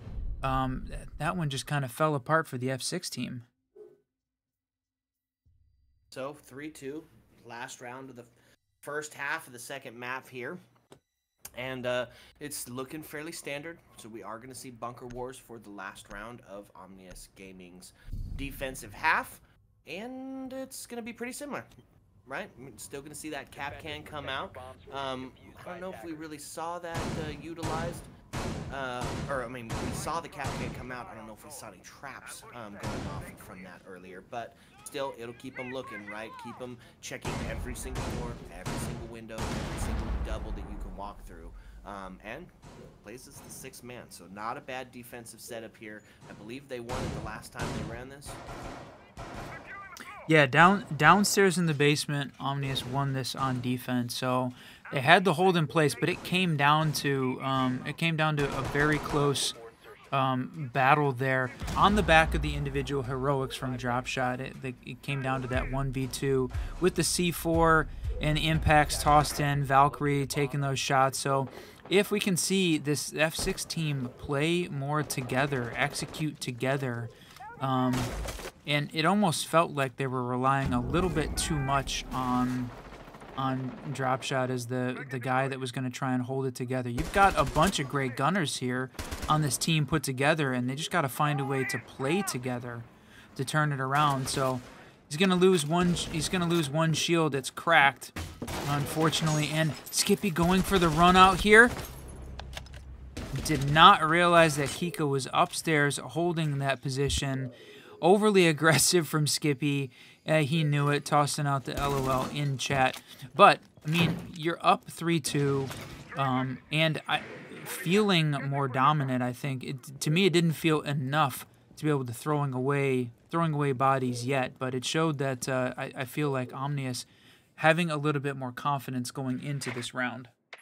And the patience and presence of mind of these players to just hold on to the angles, knowing that eventually that rotate is going to come through and you are potentially going to get that kill. Just holding on to it has been absolutely seamless. So, we do find ourselves in a 5v4 situation. The defense still having, you said it, a bit of the upper hand, and now they get the cap can trap. He is dead, but the 6th man comes out, cap can traps. And you're right, we had not seen a cap can kill happen until right now. And holy smokes, what a terrible bounce on that grenade. No way. Cuss word, that really caught me off guard. That was very funny.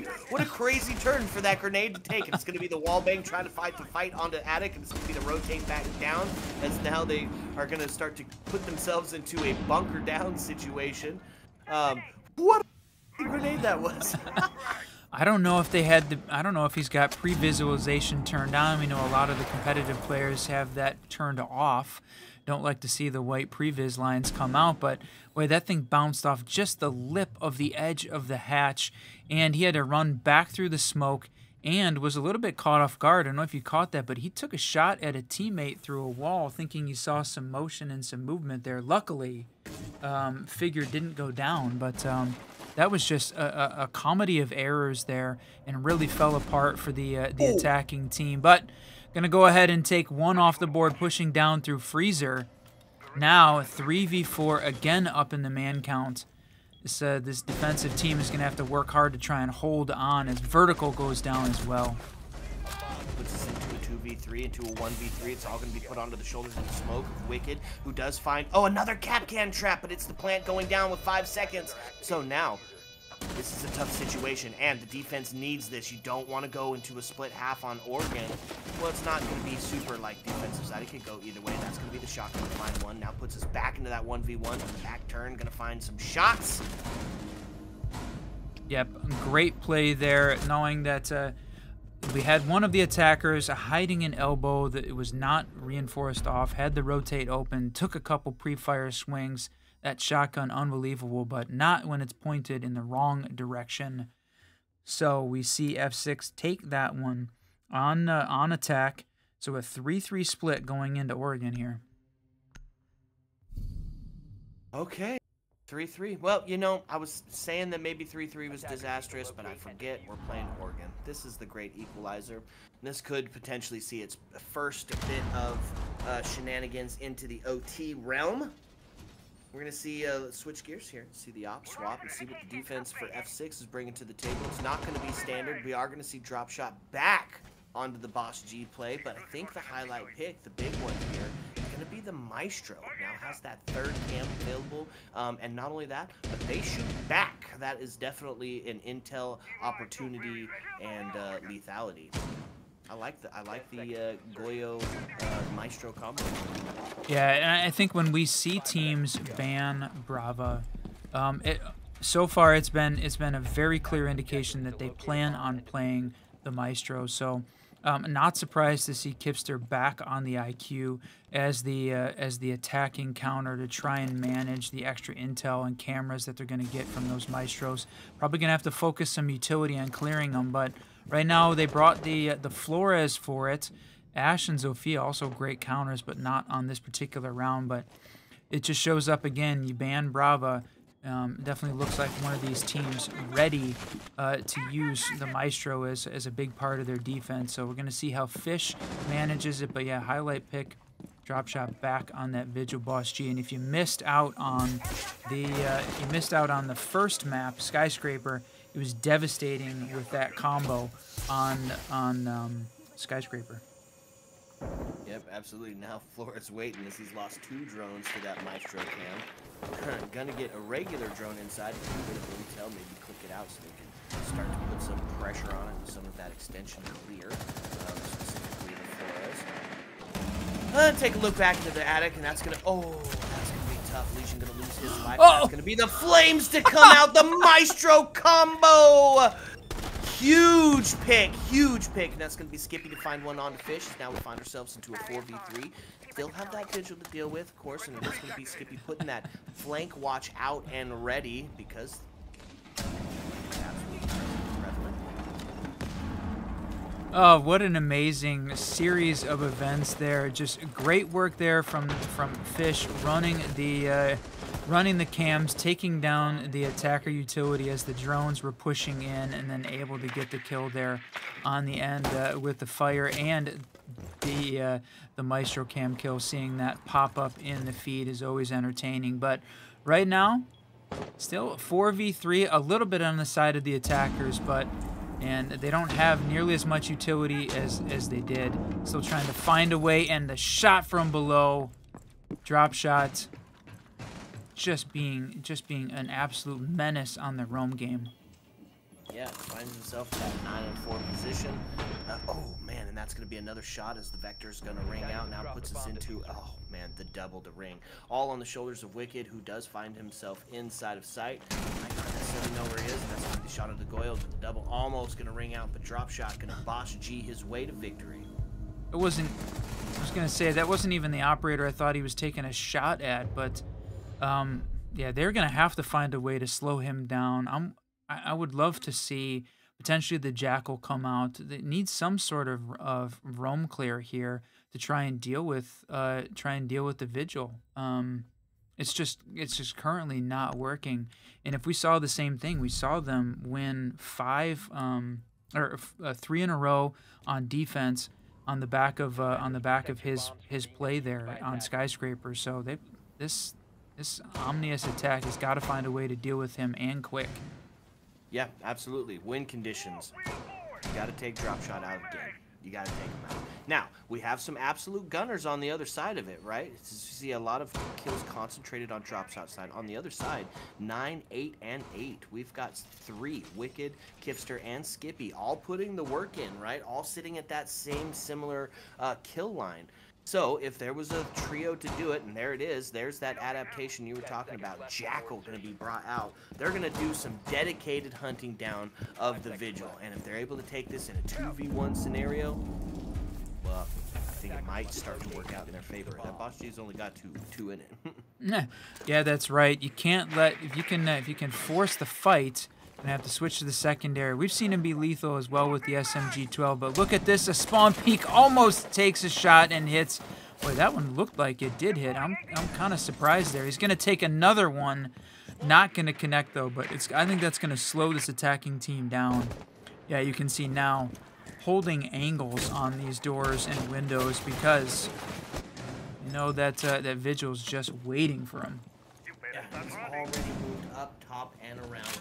That is going to be some intel. It's going to potentially see the Vigil there, but they've got the Fenrir there back up onto this shot. So Kifster going to start to push in towards Kitchen, take a couple of pre-fires. They do get the Jackal ping.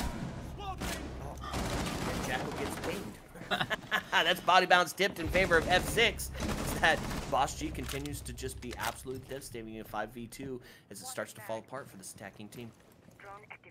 Yeah, the headshots coming out. I mean, Jackal pinging came right out that they knew exactly where he was, and I think it gives, if Jackal is played aggressively, right, as soon as he gets the ping, see the team be a little bit aggressive, taking advantage of the intel that they have, and Vigil just, and Dropshot just punishing them for acting too quickly on that intel rather than trying to set up a play or set up a pinch to try and force something to happen there at a slower pace. So yeah, F6 is completely controlling the pace of the game on defense, and unfortunately for Omnius, they only were able to catch 3 on their defensive half. So the all of the favor right now on the F6 side. So again, we go back. This is their map pick. If you're just joining us, we're in a best of 3.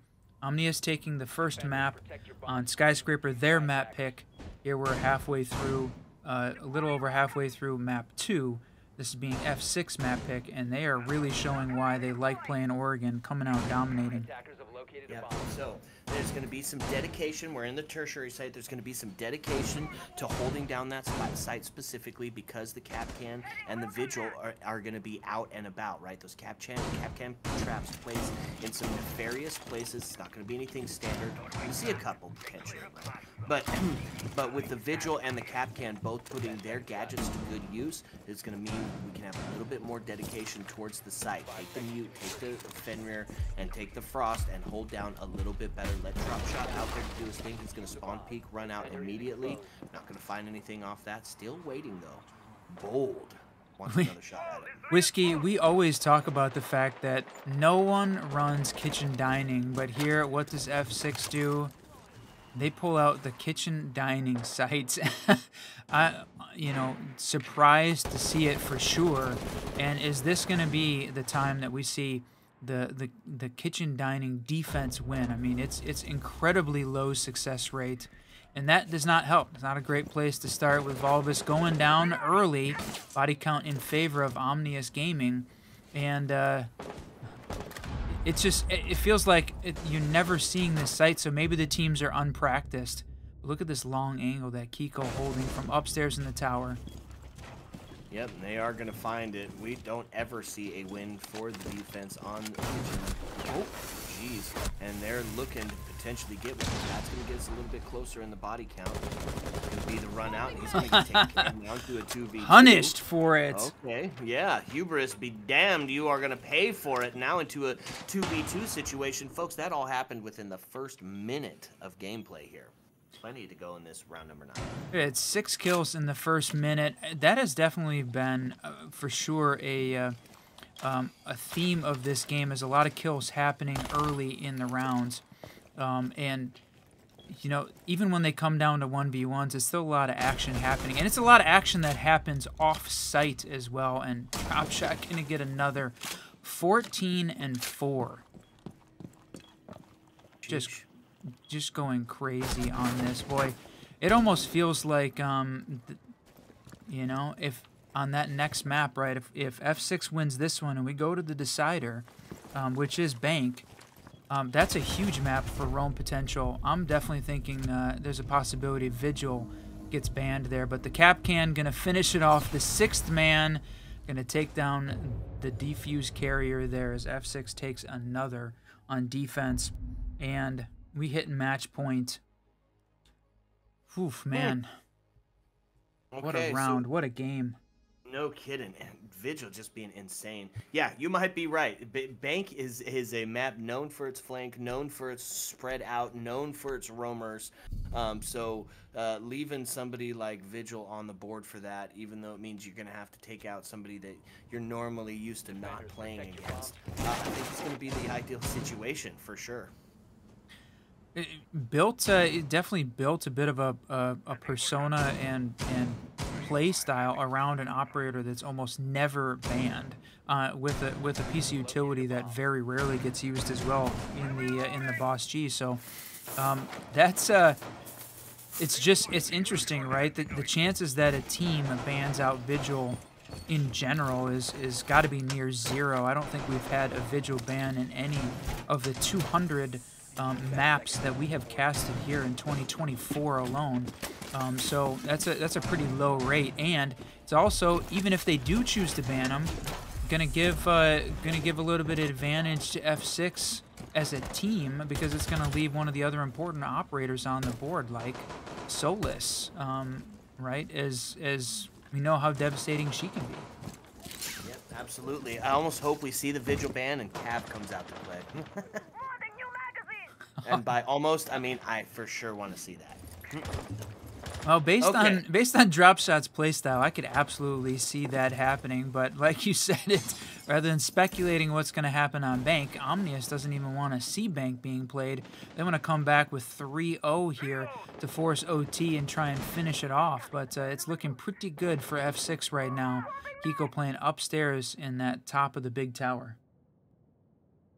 They've got the intel that he's there, I imagine, working on a way to start getting that pinch. Yeah, they've got him, that's for sure. So they're gonna, work on getting this pinch to get... Ooh, got him. Ha! Great nice intel stop. there. Intel and opportunity, baby, and that's gonna be the Vigil going backwards to get himself a little bit of safety for the gunfight to come down from that deep area. And he's gonna see a couple of trades come out as both the Maestro and the Maverick are gonna be taken down. And it's gonna be skippy to find one on the figures. Now we find ourselves into a 4v2, minute 41 left on the board. And funny enough, we're seeing it again, and it's gonna be the Finka LMG that's on the board. I love it. I'm glad that it's back. I'm glad that not all of the LMGs are back, but specifically the Finka, it's a great operator, and in the hands of the right person, absolutely devastating. 2022 meta in full effect here with the LMG, and that's Dropshot getting another, just single-handedly keeping the F6 team in on defense here. He's going to have to take a shot in a bit of a trapped scenario. This is a dangerous position for him. That's the defuse going down. You can see it holding over there in the corner. Skippy trying to find one, but they do not. They got to be careful peeking him playing back in the corner, though. Absolutely. So that is a post-plant scenario as the attackers become defenders, defenders become attackers. Gonna find one off the Aussie repel, but the Nomad gonna give away his location on where he started to go to. It's gonna take the swing in. Flash to start to go out, but he's not gonna be affected. It's ring around the Rosie in the most deadliest form, and he's gonna be shot from the back as the shots through rotate come through. Nomad killed exactly enough time required to try to, you know, that ring around the Rosie was what they needed. Enough time there to hold on and cause the defender to just walk around and kill that time. So just well played there. Talked about Omnius needing to win 3 in a row to force OT. They're gonna grab one. Gonna go upstairs to, or downstairs now to this this basement bomb site. And we didn't talk enough about it, but that was a kitchen dining win there for F6. Attackers need to locate and defuse bombs. Yeah. Okay, statistics be damned. I guess it can be done. A single data point. The first time I think we have seen the kitchen dining win. So, but Pro League and Liquid doing it, yeah. Still an incredibly low success rate there, but one of the reasons why it's just never played. But Here we go. We are in 4-6, and if you are just joining us, welcome everyone to this best of 3 between Omnius Gaming and F6. It's been crazy so far. Skyscraper going 7-4 in favor of the blue team, and F6 very close to winning here. What is map 2 in this best of 3? We're going to see Bank as the decider if we can find a way for F6 to win this one. Okay, look at the lineup. Got the blitz back on the board in line for that intel. They're going to try to get some early action, blow it, and get on in. Fenrir trap going to go off, but Blitz not going to be afraid. Lion going to lose his life quick and early. Doc going to be the next to fall as you can't stem yourself back from where he went to. Now they're going to start pushing in, put some pressure onto the pillar. Now put some pressure onto inside, onto the B. Holding on to that hen angle, going to get himself ready, get himself for a plant. C4 going to go out, not going to amount to anything. We got 227 left on the board, and they're still playing close. There was only one C4. That was amazingly played. You had Kaid toss the 1. Blitz push up, thinking that it baited the C4, and then Valk able to finish it off. Oh, that is huge. That right there. Okay, I was about to say that might be all that's required, but he's gonna drop shot, gonna take down another one, continuing to hold on, and now Wicked. He is the last man standing on match point. Man, Boss G, in what world is this just being so effective? In the ACGL world is where it is. He's gonna take another one, grab the MVP, and what a run! Really well played there. 7-4, and what was that? 18 kills, 18 to finish it off. Okay, well there you go. Folks, we're tied up 1 apiece in this best of 3. We're going to need all of them to get the job done. So coming up next is going to be Bank, the decider for this best of 3. So sit back, relax, because when we come back, we're bringing you the final map. Ayo. Let's go.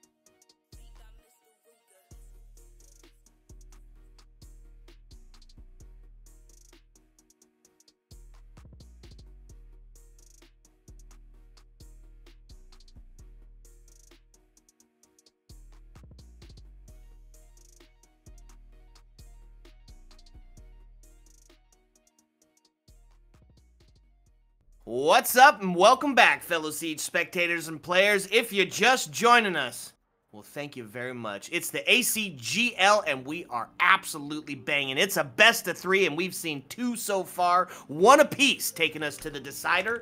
I am still the Reverend Whiskey Glitter, and with me, as always, my partner and co-host, Mr. Whiskey Run. Whiskey, it's been a hell of a game. Yes, it sure has. Explosive on both sides of the map. We have seen teams do really well. We have seen them do terribly. We've seen just a back and forth that has been surprising. And we talked about at the end of this one, where are we going to see any target bans? Blackbeard on the attack. That is definitely a target ban against Dropshot. And the big question, is this going to be a vigil? If you're just joining us, Dropshot on the F6 team going absolutely crazy on that operator. 2 maps in a row. I don't know if we have ever seen a target ban so hard. 100%. 100% target ban on Dropshot. And you know what? I'd have done the same damn thing. I tell you what, he's been absolutely insane on the Blackbeard and Vigil. Curious to see what he's going to bring out now that the Boss G's taken off the board for him. It's going to be an interesting round, folks. This is going to be a banger decider, and it's happening on Bank. So we're still going to see some heavy roam game. Look to still see some of that crazy flank action being brought to the table. Nothing going to be standard in this round. Now, one thing that is kind of crazy because of the bans being what they were and the castle not being brought out, he's going to be a vital strat potentially if they've got him worked in. But this is a map to play him on. So of all the maps to see him banned, Bank is definitely one a good one to see him available. Yeah. Yeah, you're right. Who are we going to see? Who is he going to play? And it's going to be the Jaeger as the option. So we talked about whether or not his strategy revolved on playing an operator that rarely gets banned, but I got to believe he had a backup in place and ready. Figure going to bring out the Tachanka. I love seeing that, again, changing it up. This F6 team we have seen play very aggressively. They struggled on attack on both of the maps because of that, I think, because they weren't pushing together, struggled to sort of get executes that were coherent, taking a lot of 1v1s, and, you know, we saw Omnius punish them for that on Skyscraper, and they couldn't just quite get enough momentum and got overwhelmed on defense on Oregon. But seeing them start off here on attack, so if they can hold F6 steady on defense with the loss of the Vigil here for Dropshot, they have definitely gotten a chance. They need to go into their attacking half. F6 is attacking half up, because that's where they definitely struggled. So if they get anything worse, I think, than a 3-3, this is a very dangerous position for Omnius Gaming. Yeah, I'd agree with you. Absolutely. He said, just ordering food quick. Excellent. So, let's talk a little bit about the attacking team specifically. We're going to see the newest operator being brought out, Mr. Deimos. And if you're new to Siege or you're new to this season, Deimos is our newest operator. Whiskey, yeah, that's right. Deimos coming out, bringing out the drones, the mini intel drones there, that when an operator is identified, he's able to ping and send that drone out to continually ping out the defender's location. The downside is his location is also pinged out to that defender exactly, so they can call out and tell the rest of the team exactly where Deimos is playing. But in the right situation, in the right location, he's able to ping out those roamers from complete safety outside or on different floors and feed that intel to the rest of his team. So a great operator to have for roam clear. And with Dokubius on the board as well, they just gonna lean into trying to figure out, make sure that they can find Dropshot here on his heavy roam game. Yep, absolutely. You see, that's exactly who Deimos targeted to start off with, right? He's the one. Yes, but he wasn't playing style switched up. He was playing it down inside this whole 48 seconds left on the board, and I don't know if he's left sight yet. So it did definitely change up the way that he was playing, because this was their dedicated strat. Loyal takes some damage onto the Deimos. Drop shot gonna find the kill onto him, daring him to ping him out. So it finds us into a 3v3 with the C4 out and ready. Should somebody dare decide.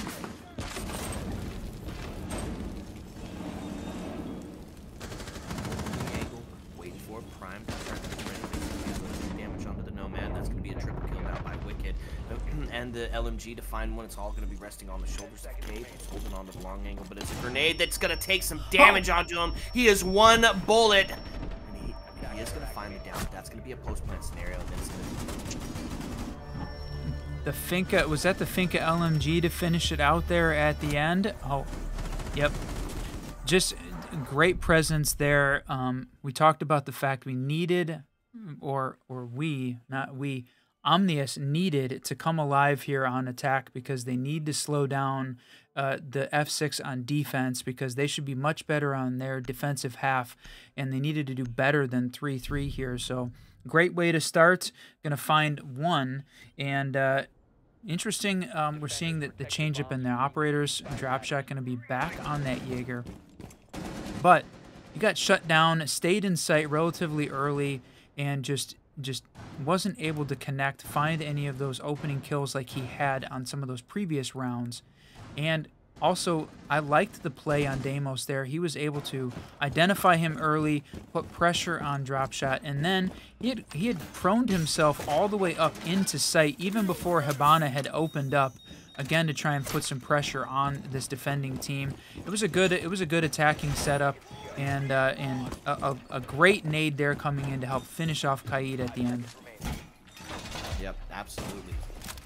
Please said, my friend. So Dropshot gonna place his stuff back up top. Now, here's the deal: is this a play style that has changed, or is this due to the bans, or is this a play style that is how they play Bank Basement? With Dropshot not being active on the roam game, seems like a bit of a misstep. Well, he was. Certainly a misstep there as he goes down early, so whether or not he was in the right place or the wrong place, gonna go down. So they brought out more of this roam clear here, this time bringing out the Jackal. Gonna try and open up the site, open up some of these hatches, and they've got a lot of utility here just piled up at the top of blue, waiting to see this team come in. Nice shot. They burn out all the ADSs. The grenade able to take down the deployable and the barbed wire, but defense able to connect with one and even up the man count to start here. Bomb located by attackers. Activating drone. The impact EMP getting ready. Gonna open up that hatch, but was that too? Did he? It looked like Hibana maybe fired the pellets just a fraction of a second too early. Is it, or did it not hit off the impact? Now Flash is gonna come out. They're gonna start to push it, but Smoke's gonna hold him back at base. Gonna get a homie to come up and help, but Wicked gonna be coming in from the back end. If they don't hear this, barbed wire could be huge, but he's there in server to take that battle. All he's got to do is hold out. He's still got the ADSs that are. Oh, not paying attention to the hatch, going for the kill on Dirt. And gonna lose his life there, but Fish playing the smoke, pushing up, trying to put a little bit of pressure there on the hatch. Gets one. It's gonna lose his life. No, survives and gets another kill. No way. Into 2v2 as the reload starts to happen. 56 seconds still left on the board, and it's going to see Wicked going to ping him out, and that's going to be the shot. Now puts it in the favor of the attacking team as they get the diffuser back in hand, start to make the drop. Now puts us into a 1v2 or a 1v1 as the drop goes down. This has been the theme of the night. It's a Western showdown here in this 1v1. The intel goes out, and he's going to struggle a little bit with getting the drone, but who doesn't do that? He's going to put himself into a little bit more favorable position. 31 seconds left for these two to jiggle peek battle this one out. Yeah, that's right. Nomad trying to hit all of those positions, trying all of the possible places, and there it is. Gonna win one. No way. We've seen Kiko end up as the last man standing several rounds across this entire game on both maps, and so far has struggled to try and win those 1Vs at the end, but unfortunately getting put in that position. That's not a place you want to be in on the defense. Great play by Wicked there to finish it off. Omnius going up 2-0. Again, on the back of some great teamwork there on attack. And you talk about, you know, we're in a defensive-sided meta for Siege, so teams that can put together a great attack are ones that win. And right now, it really seems like Omnius is making that happen. That's right. It's 2-0 in the scoreline, Whiskey, and it's 1-2 on the scoreline for Dropshot. I know we've said his name a lot, but he's been exceptionally electrifying, except for when he's nerfed. He hasn't seen any really activity here. He's been kind of reduced to playing inside instead of being so present on that roam game. And I don't know. It seems to be working for the attack team currently. So we're going to head up and see that location. We go through the round rotate here.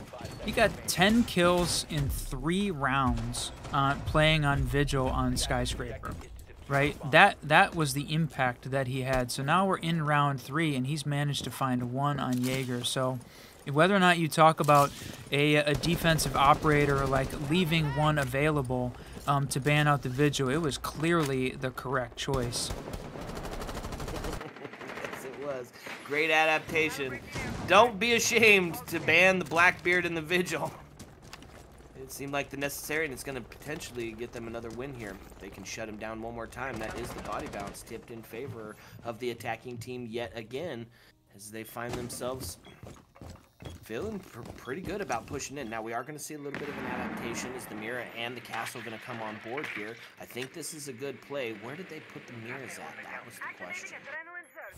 I don't know if we saw during the setup where the Miras got played, but okay, oh, yep, there you got. One's in Trump looking in on long, it looked like.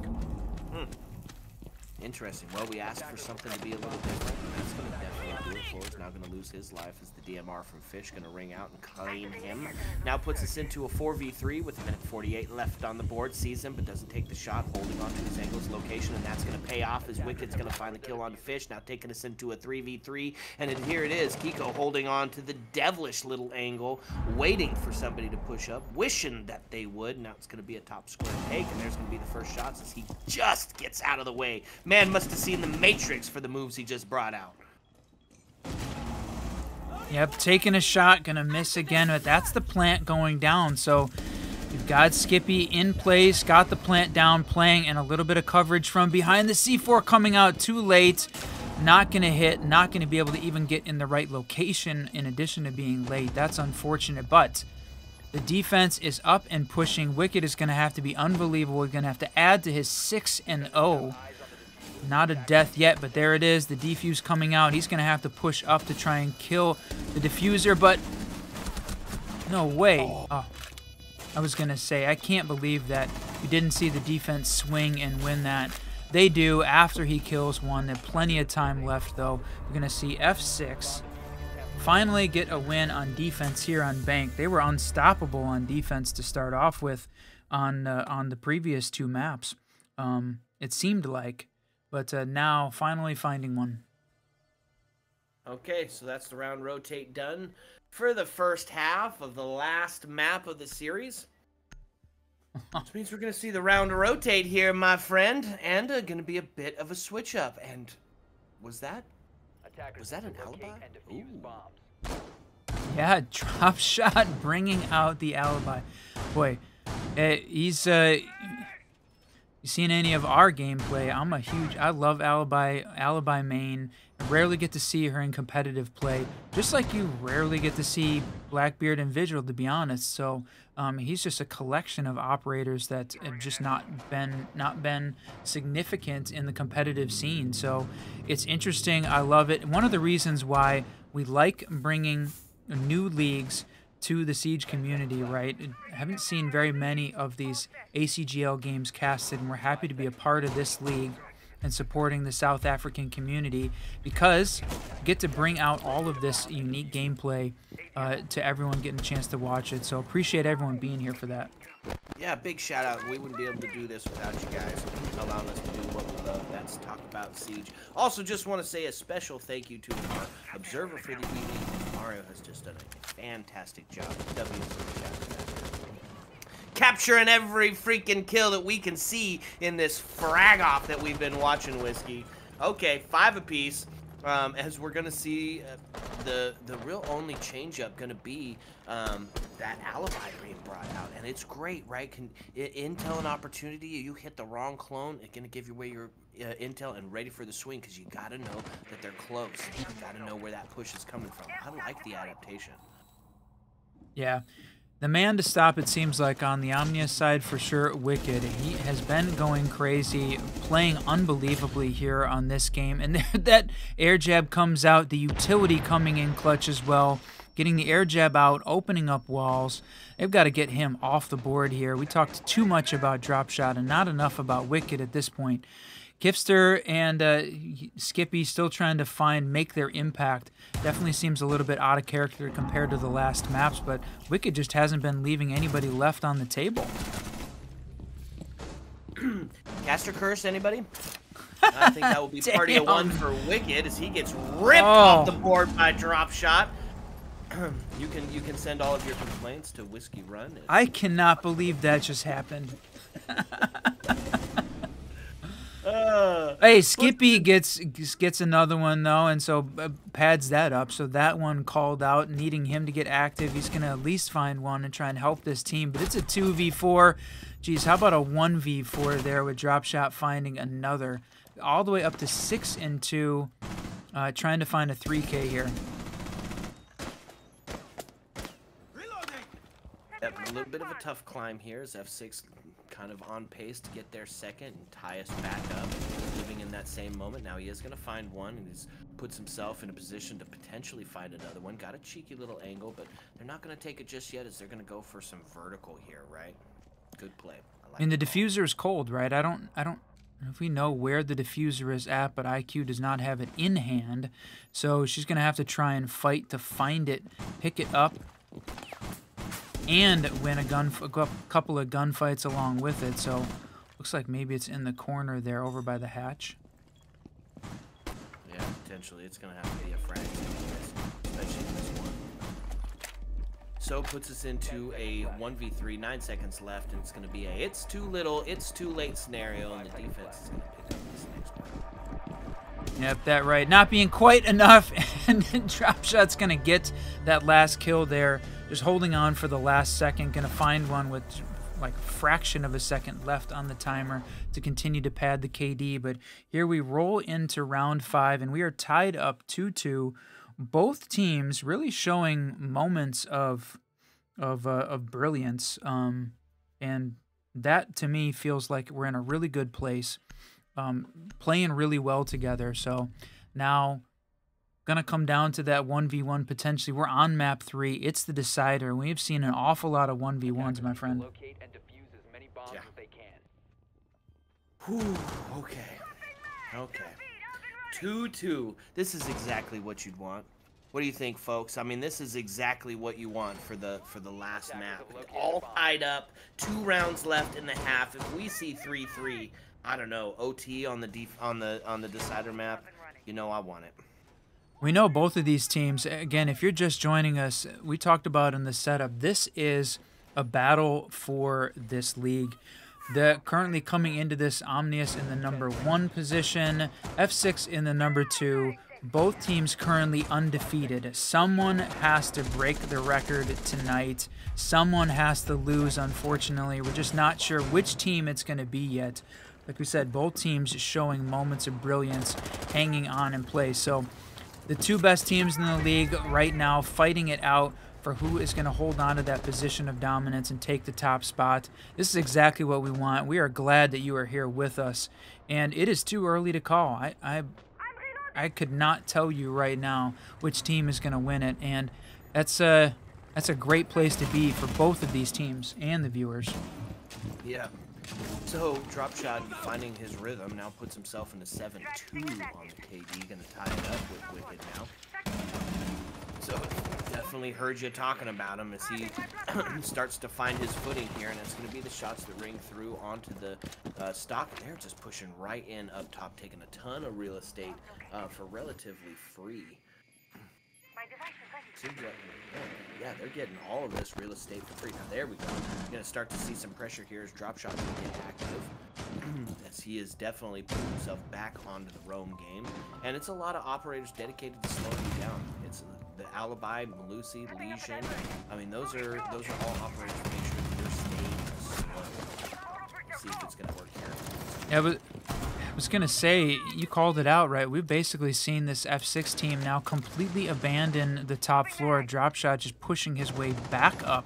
But right now, complete control in the 2F site here. That's a lot of real estate that the team has given up so far here. There's a lot of vertical play above this this first floor open area office bomb site for this this attacking team to gain control of. And they brought out the Ram as well to aid in opening up a lot of this vertical control. Love seeing it. In addition to the Hibana, they this is a lineup I think it really is a great lineup from an attacking perspective.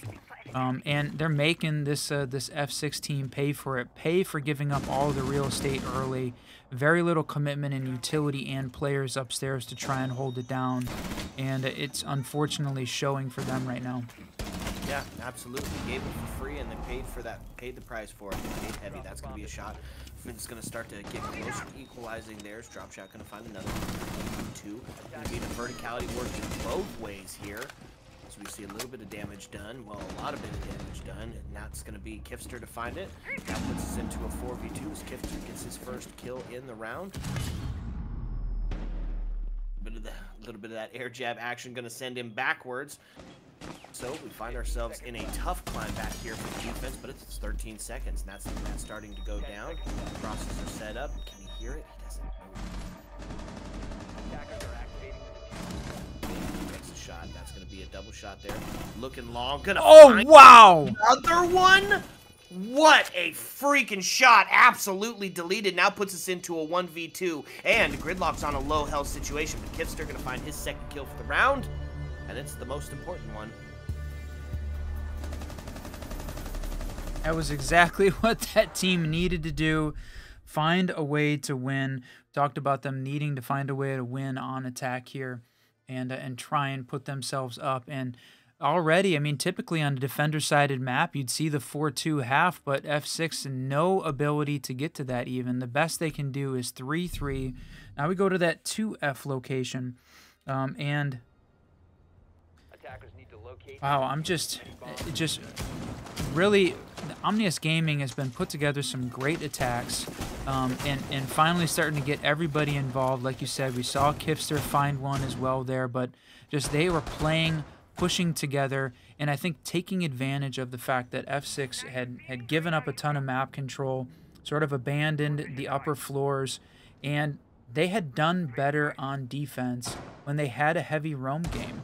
And I don't know if it is really the fact that, you know, the loss of the Vigil makes them, you know, the whole F6 team play a little bit more conservatively, but they don't seem to be committing nearly the kind of resources to the roam game, even though it's a much bigger map than they did on either Skyscraper or Oregon. And it's really come back to bite them. So I'd like to see them return to that play style that they had during Skyscraper and Oregon, and really push the that aggressive play style, because it was very much working against Omnius. They are finding a way to come back and punish F6 for not being as aggressive, and I'd like to see them come back and take that. Absolutely, bring that back into contention, because that's what was working for him. So we find ourselves still 5-all here as a couple of shots ring out. Little bit of damage done onto the Aruni, but nothing to be too concerned about, as she's able to WASD her way to some safety. A couple of shots on the awesome potential Aussie repel there, and we're gonna see the castle back on site. Right, this is one of those map sites that is absolutely beautiful for the castle, because he's able to cut off some of those huge rotates and angles and take away some of those sight lines. This one was a very close sight too, and we look back at when this one played earlier in this game. The plant, Omnius Gaming was able to get the plant down and defend it, and it got close. It was down to a 2v1 with the plant down, timer ticking. So it was clearly in the attacker's ability to win that round. So this one came down, I think, a lot closer than F6 wanted. We see a 4-2 half. That is going to be tough. And oh no, a DC. Skippy gone. Is he dead? I don't think so. I think that was a DC while alive.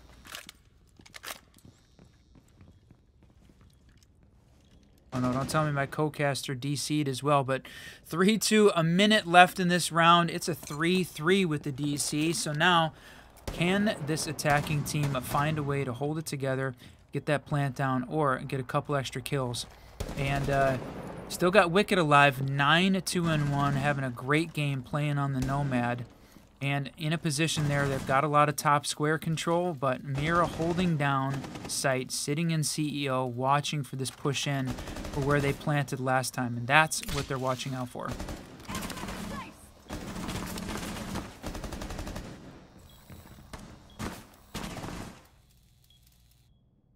All right, yeah, I'm going to go ahead and say maybe we DC to caster too. No.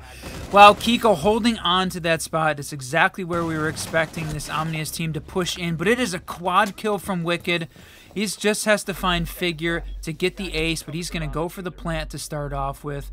Going to see that plant go down. Vertical holding the angle. Figure trying to find a way in and push, but look at this. Vertical has backed up.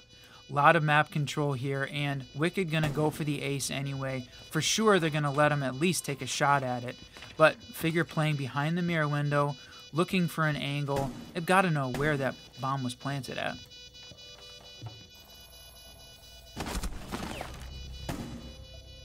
Okay, 1v1. Figure gonna find one. Wicked not gonna be able to get the ace. He's gonna end that round with a 4K. He's found the diffuser, but the air jab goes off. He's just got 3 seconds left to find this kill. That's the red ping coming out. Doesn't he have enough time? Does Vertical have enough time to sprint over through the Fenrir and get the kill? He misses the shot! Not enough time. Holy cow. I thought he had enough time to defuse there, but fraction of a second going to be all that they needed there to hang on. A 4-2 split. Omnius taking it on attack, on bank, and we are going to go to a pause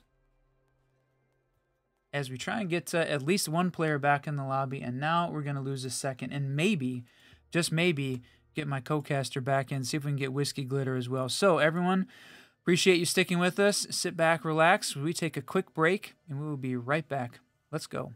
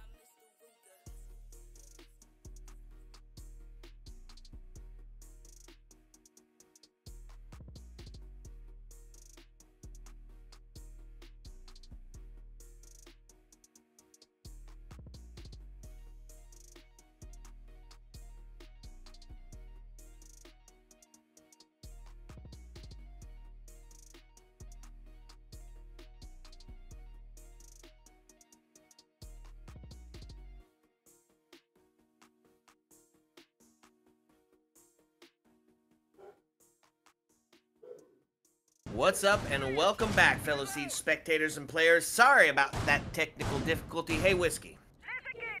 What has two thumbs and a terrible Wi-Fi connection? Let's hear it. This guy! But we're back in it in this 4-2 split. Gonna see what F6 is bringing to the attacking side of the table. As we see 4-2 on the split, but not necessarily in... Oh, no. Yes, definitely in... No, not in necessarily direction that we thought it was going to be.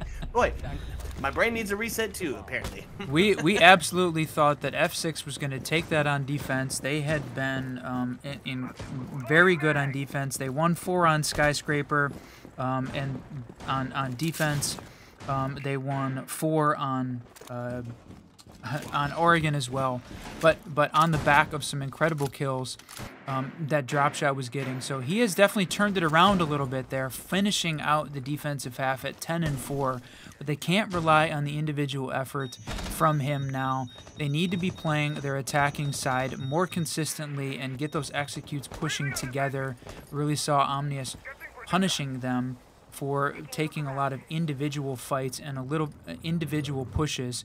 And we said going into this game that if Omnius could come ahead on the attack, it was going to put them in a very favorable position to win this game and win this match in this best of 3. That's exactly what they did. They pulled off a 4-win attacking half. The nades coming in. We see this this attacking team try and get a couple explosive kills in, but gonna see more of this member. Walvis, we need to see Kiko come in and get a few more kills to try and back up Dropshot and Fish to hold this thing together. That's going to be the first kill onto the Warden, and that is a huge play. Of course, there's no smokes or flashes on the board to be dealt with, so while his gadget might not have been especially useful, his gunplay sure would have been, and that's going to be the body balance in favor of F6 here as he's starting to get started on this attack around. It is going to be Dropshot in a familiar situation. Something we saw on Skyscraper quite a bit was holding the long game, just having patience and the presence of mind to know that the rotate is going to come and having the confidence to take that swing. So he's going to hold on to that for a second here. He might get reward. A couple of shots going to be Kifster firing off there. Now puts us still into a 5v4, but it's a minute left, Whiskey. Yeah, a minute left. Only one body going down. A little different from a lot of the rounds we've seen where there is a ton of kills happening very early in the game, but crouched just in the back. You can hear that Dokubi call coming out. They know a defender is playing. Kiko gonna find that one, boy. And Figure gonna grab a double on top of that. This is all going in the attacker's favor, and F6 dominating on attack. Geez, we talked about them being, attack not being their forte as we rolled in through Skyscraper in Oregon, but they certainly showed up to kick bank off. Yeah, that was a huge round, and so that's going to put us one closer in the scoreline, Whiskies. We find ourselves in a 4-3. Going to go back to that 2F location, classic run-it-back scenario. Not a bad call here. The castle. I like the castle play. Well, that's what I was saying before before I had those technical issues. I love the castle being brought out, especially on 2F, because it stops some of those insane sightlines that get put all the way across the map. Give yourself a little bit of defensive cover to still hold on to that main breach and set the pace against this attacking team. To see if they'll be able to capitalize off it this time. Yeah, so far, I mean, that was an F6 dominating round there, overwhelming, and using the roam clear, the Dokubi coming in, a very important part of that. And she's not banned out, right? You spent your bans on Blackbeard and Vigil, so that leaves Dokubi on the board. And F6 banning the Brava. They didn't want to bring any of that utility for dealing with the electronic stealing utility, but Omnius doesn't appear to be using that style of gameplay, so that's certainly working out in F6 favor from a ban perspective. You target ban a single guy, and he's still able to perform on a different operator, then puts you in a dangerous position. That's true. Not up to the same caliber that we saw, of course, yet. There's still plenty of siege to be played here, so we could see that start to pop off. And speaking of, he's going to start marching up those markers there. It could have the potential for the shots onto the Warden here. Oh, except they're watching for him. How did he know? How did he get up there and get out so freaking quick? I don't know, unreal reflexes here from these teams in the ACGL. Okay, so 5 apiece. The first minute going to start to wind down. You're going to see the attackers start to poke, start to prod, looking for that weak spot, looking for the moment that they can collapse. That first kill that's going to give them that body balance and set them up for a potential trade-off. I like the OSA being brought out here, right? That talent shield is huge and vital. It's going to be Warden find himself his life forfeit yet again in the first round. Or as the first kill. I love the talent shield for the top square here, right? Getting a little bit of that protection to help him see through to the long angle. Not a bad play here by the attacking team. Yeah, we talked about the fact that really we had not seen a lot of shield play despite the shield buff that we saw here in Year 9 Season 1, and even with the change in the impact nades, we saw a lot of shield play both in NA and EU to the point where Monty has banned out a significant portion of the time, but just really not being played at all. But here finally Osa's going to make an appearance, but NME finding a double, but it's a 1v3. It is all down to him playing the Aruni, and F6 is going to take another on attack. Boy, if they showed some vulnerability during the attack on the previous 2 maps, it has been completely erased here on Bank, and they are coming out swinging. Yeah, absolutely, and that ties us up. We're just gonna see attack rounds, okay? I'm with it. Let's do it. I'm gonna head down to the locker CCTV room for the next one, and it's gonna still see kind of a similar lineup here. It's the Goyo's gonna be brought out, pretty standard. Stop that server plant. That is of course so prevalent on this map.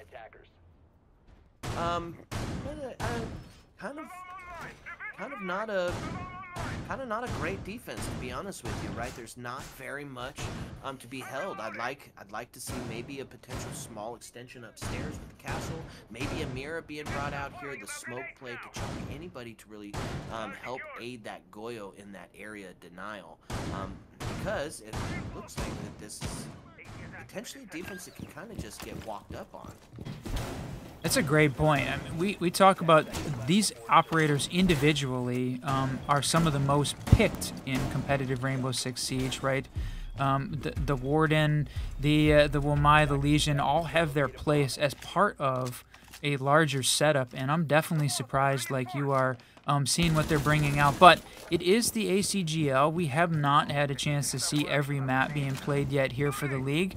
This is only our 6th map. So far we've had a chance to see, and a couple of them repeat. So seeing how this team is going to come out and play it is going to be the interesting thing. Are they going to have this heavy roam game and not rely on all the utility downstairs? It seems like a misstep now, and it might be a little bit of hindsight 2020 coming out later, but I think you're right. Missing the Mira, missing the smoke for some of the area denial, and coverage there is going to be a bit of a risk. And you've only got one C4, and C4 being an important part of the plant denial as well from down in the basement. Yeah, so first minute is ticked away, and it kind of put ourselves into a little bit of a standoff, right? A little bit of a showdown here for the top square. That's going to be the first kill. Drop shot going to find one. Drop shot going to find another one. Oh, yeah. As now it's going to put him into a 5v3 situation. The defense a little bit in the bin on that last push. Had 2 members to go up and take it against him. He comes out on top.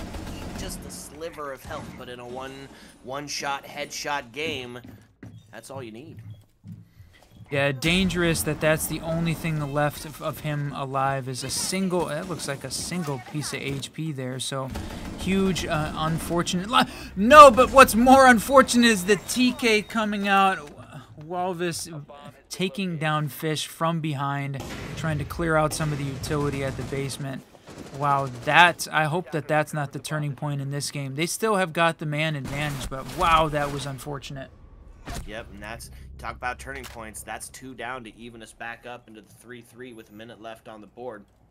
Now starts to put the attacking team on the back foot. A little bit of their push now put into the bin is drop shot on a very low health scenario, effectively making us close to a 2v or a 3v2. Should he catch even a stray, a ricochet. Warden will take a little bit of damage and is going to be taken down. Now puts us into a 3v2 as they find... Good Lord! Oh my Lord! Boy, they're giving me a heart attack with how close they're playing to each other. That was almost another TK coming out. Vertical going to take some shots, not dead yet. And I think that was Dokubi able to grab the defender cam. So now we're going to see them try and clear out some of the utility. But Goyo and Jaeger, all that's left, it's 20 seconds. And there's still fire burning, though, on the push in to that main site. So and that's the diffuser down. Yep. 7 seconds left now into a 1v1. Let's go. Defender win. That was crazy. Yep. Luckily that the Goyo there, right? If they had not had the area denial from Goyo, that I think that certainly would have gone in a different direction. But the TK coming out, I think it looks like it was the differentiator, right? That was the thing that swung the round in favor of Omnius. They're going to finally take one here on their defense and go up 5-4, break the tie, back on top. So now F6 going to continue to fight. I think that they had that round and continued to show dominance on the attacking side of this map. So if I'm an F6 fan, I'm not worried yet. And if I'm an Omnius Gaming fan, I'm also not worried yet because they're showing some life here as the end of this is starting to tick down. We are getting dangerously close to an evenly matched set of teams, very close to OT on a map 3 in a best of 3, my friend. And this is the #1 and #2 spots, right? So expect the action. Expect the final map. Expect it to come down to those 1v1 showdowns. Now, let's look at the defense as we do head to the tertiary site. A little bit of that first floor action, and we're going to see a couple of switch-ups that I'm not mad about on the side of Omnius Gaming, right? We're going to bring out the mobile intel of Mozzie this time instead of the static intel that we have been seeing, the BPs, the Valkyrie. So he's going to be able to get some of those cams into a little bit better position, maybe a little bit later in the round if he's able to stay alive. But Kifster going on to the Oryx pick, right? Fastest man both vertically and horizontally. Going to be able to traverse bank in a matter of moments. This could be the difference maker. This could be the roam game that they needed. Yeah, this could be it. Like you called it, Wicked sitting at that 11-6. Drop shot now has pulled above him in that kill count, 14-5-1. He ended that last game with 18 kills, so on pace to try and top it a little bit, even when both of his main ops down. Gonna see the Twitch drone coming in, try and clear out some utility, but no, taken down too early. Not gonna be able to clear anything out. So it's going to be the hurry up and wait, start to take a look. They're going to do a little bit of extra work with drone and really make sure that they're going to be able to suss out where exactly these defenders are. And that's going to be intel gone right because they're going to down the mute on the inside of the wall. This is a drop shot getting a little bit of damage, but still alive. And if you know, yeah, that's all he needs.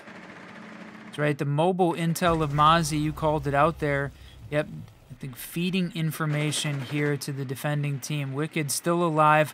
Mozzie holding on. And yeah, going to see when Dropshot's going to make that push up in. Hopefully able to swing. Doesn't realize that they still have got one Mozzie drone there holding on. So the intel of the elevator is going to allow him to back on out and live to fight another day, but that's going to be Wicked getting taken off the board. He's finally succumbed to his injuries, now putting us into a true 5v3. 60 left on the board. Oh, so close here. This is it. Omnius Gaming has got to find a way to come back. 3v5. Got all of these assets in place. You still have work going on around. They still do not have site control yet. So there's still a lot of work left to do for this attacking team as they try and push up in. Still got Vertical holding on here. Going to take a couple shots. Survive, though. Waiting for the drop from upstairs. Shots onto the chassis, not going to find anything. Drop shot still trying to attack. He's going to go down and he's going to lose his life if the confirmation comes through. It's going to be the Orcs to find one onto Kiko. Now put us into a 4v2, to a 4v1, to a 3v1. Oh my lord, the trade's just ringing out, holding on to the pixeliest of pixels. As now it's into a 2v1 as the gridlock does go down, but the smoke's going to bar it off from being able to see. It's going to take the scenic route. He's going to go the long way. It was a fake. A couple of pre-fires through as he was hoping for the chase, but nobody going to be there to play tag with him. So he's going to send himself back through. Beeper's going off, giving away his location. He's going to take a lot of damage, now putting him into a very low health scenario. As the flank going to come up, and Figure going to take Tipster out. Riddle his body full of bullets. Yeah, I thought for a second we were going to see the Oryx try that same rotate around after opening up the hole just to get a better angle, though, on the plant. But the plant had already finished, not able to put any pressure on the attackers as they were getting the plant down and open up the hole to allow Figure to make that rotate back and unfortunately kill the last player left alive. F6 has found a way to tie this up 5-5. And they have completely turned it around from an attacking perspective. We were worried, and maybe I was worried. We talked about how much they had sort of struggled on the attack, but Bank certainly seems to be an important part of their map pool, and they have absolutely showed up and turned it around from an attacking perspective and show why they belong here in the top 2 seeds in the league. Yeah, absolutely. And I'm thinking the person that wins this round might take it. Oh, bold statement, my friend. I know. 5-5, both away, one away from that coveted match point scenario. But we've said it before, and it seems to be the pattern, right? That when it comes to this back and forth, you have only got 2 options, right? It's either going to head to that OT scenario, or it's going to be the first person to get that 2 in a row towards the end. And that's kind of what I'm thinking here. It's either, I'm thinking the next person that wins this round, I'm guesstimating that they might take the whole thing. I think if we took a look at the scoreboard, when you see it, it's been a 2-2 all the way along. 2 for Omnius, 2 for F6, 2 for Omnius, 2 for F6, and then F6 broke the trend there on that last round by winning it. So 5-5, all tied up as we're in this round 11. And you know what? It's a good point. If we can find a way for which team to win, could make the difference here. Say head on to match point for the first time tonight here. What's map 3, the end of it? Ooh, that seemed a little risky. So Drop Shot, thinking that maybe the drop happened, but not to be fooled, sends himself back up. Maybe didn't hear the sound cue that he was necessarily looking for, but he was not going to be caught unaware. So it's going to be the swing coming. He is going to find the kill. Huge presence of mind, huge game sense, and that's going to be the body balance tipped in favor of F6. Is now Drop Shot going to take another look?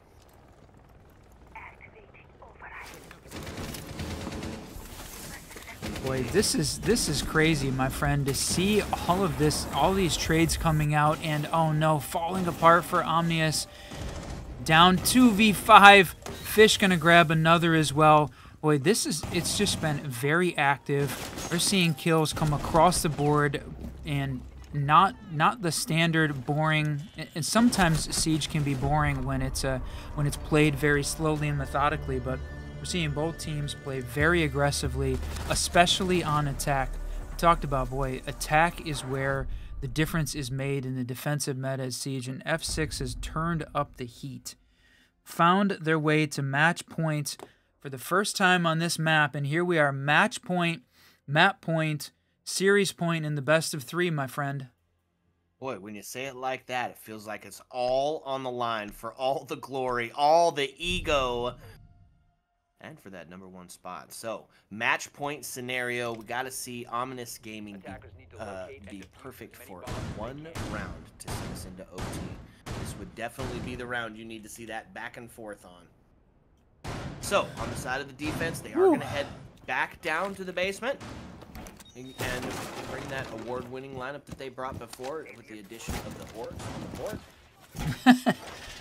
I know what you're thinking. You're thinking that, boy, all of the operators that we talked about them needing to bring as a part of a basement hold for Rainbow Six Siege here in the current meta, they traded out one of the operators and brought somebody who's also not part of the standard meta.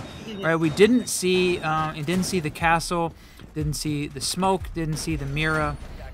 Yeah, just an interesting defensive lineup. But when we look back, that's the only defensive round they've won so far was in the basement on this site. So they still have at least one C4 Wicked. So Wicked's got to try and stay alive long enough to be able to use that as part of the plant denial, coupled with what Vertical's bringing to the table on those Goyo canisters. But it feels dangerous, but they showed us they can win with it. So I'm going to give them the benefit of the doubt. You said the team that won round 11 was going to win the game.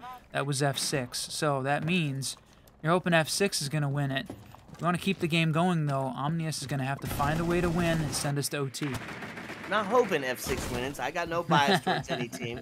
I just thinking that's the way it might potentially go out. No, you know me. We're here. I want the 1v1 showdown, and that's going to be drop shot to find another one as he's one away from that 20 bomb and looking to capitalize and find himself a second as he's already pushed in. But they're holding the long angle from Kitchen. It is going to be Skippy ready to take that battle on, but a little bit of siege timing might cost him his life. He's down to a low HP scenario, but he's going to dip himself out of there, and they are going to find Skippy off the board, and that's going to be another one. And all of a sudden, it's a 5v2 as the C4 rings out, but not going to find anybody. It's a triple from Oh my lord, flawless round. Is F6 going to take the W on a match point scenario? Drop shot hitting that 20 bomb. What a freaking game. I can't believe hitting the 20 after going 18 on the previous, and I think he was pretty close to I think 18 on the last as well. What a round from him, or on that first game. That was an unbelievable finish to this one, my friend. Holy smokes. No, hidden. The whole thing. The back and forth, the map trades, the taking it all the way to the side or almost for the OT, but in the end was going to be F6 that comes out on top. It just showed that they liked Oregon and know how to play that map very well, and then followed it up with a very aggressive bank setup all the way around. This was just good siege. It almost felt like they were waiting and saving bank, right? Like this was the map that they actually wanted to play and saved it until the end. Very deep map pool at least, and showed why bank was their map, and just came alive. 2 flawlesses at the end to finish that thing off. Crazy, unbelievable game for them. And I felt like we were sort of dogging on them a little bit with their attack struggles during Skyscraper, during Oregon, but they absolutely pulled it off and showed why they belong at the #1 spot here in the league. They go up, and that's a 5-0 for them. It sends Omnius down to 5-1 standing. Still, incredible game from them. This was some very great siege here for the African Gaming League, and we're very glad that you joined us to be a part of it. That's right. I don't know that we were dogging. We just talk about what we see. So credit where credit is due. They came back when it absolutely counted. Best of 3, and it took every single dang one of them, and I'm absolutely happy to have been a part of it. Thank you guys so much for hanging out with us. All of the subs, all of the follows, allowing us to do what it is we love to do, and that's talk about Siege. Hey, if you like us, if you love us, if you hate us, why don't you add us? We are on Twitter. You can find me at glitter_whiskey, my partner and co-host at RacingENGR. We just want to talk Siege. You can send us your hot takes, your cold takes, send us your clips. We'll guess your rank, anything. Just add us and we'll get involved with it. Shout out to Mario, goated in the observation game, brought us every single kill that you could even imagine in the game. Super appreciate you being around and stepping in to help us out with this one. And of course, ACGL. You know, it's just been an honor to be a part of this cast, and the players are just chef's kiss incredible to be watching play. Some really exciting gameplay that has also brought some variety to some of the strats. I know I've filled my rank book up with a couple of games that we've done in here.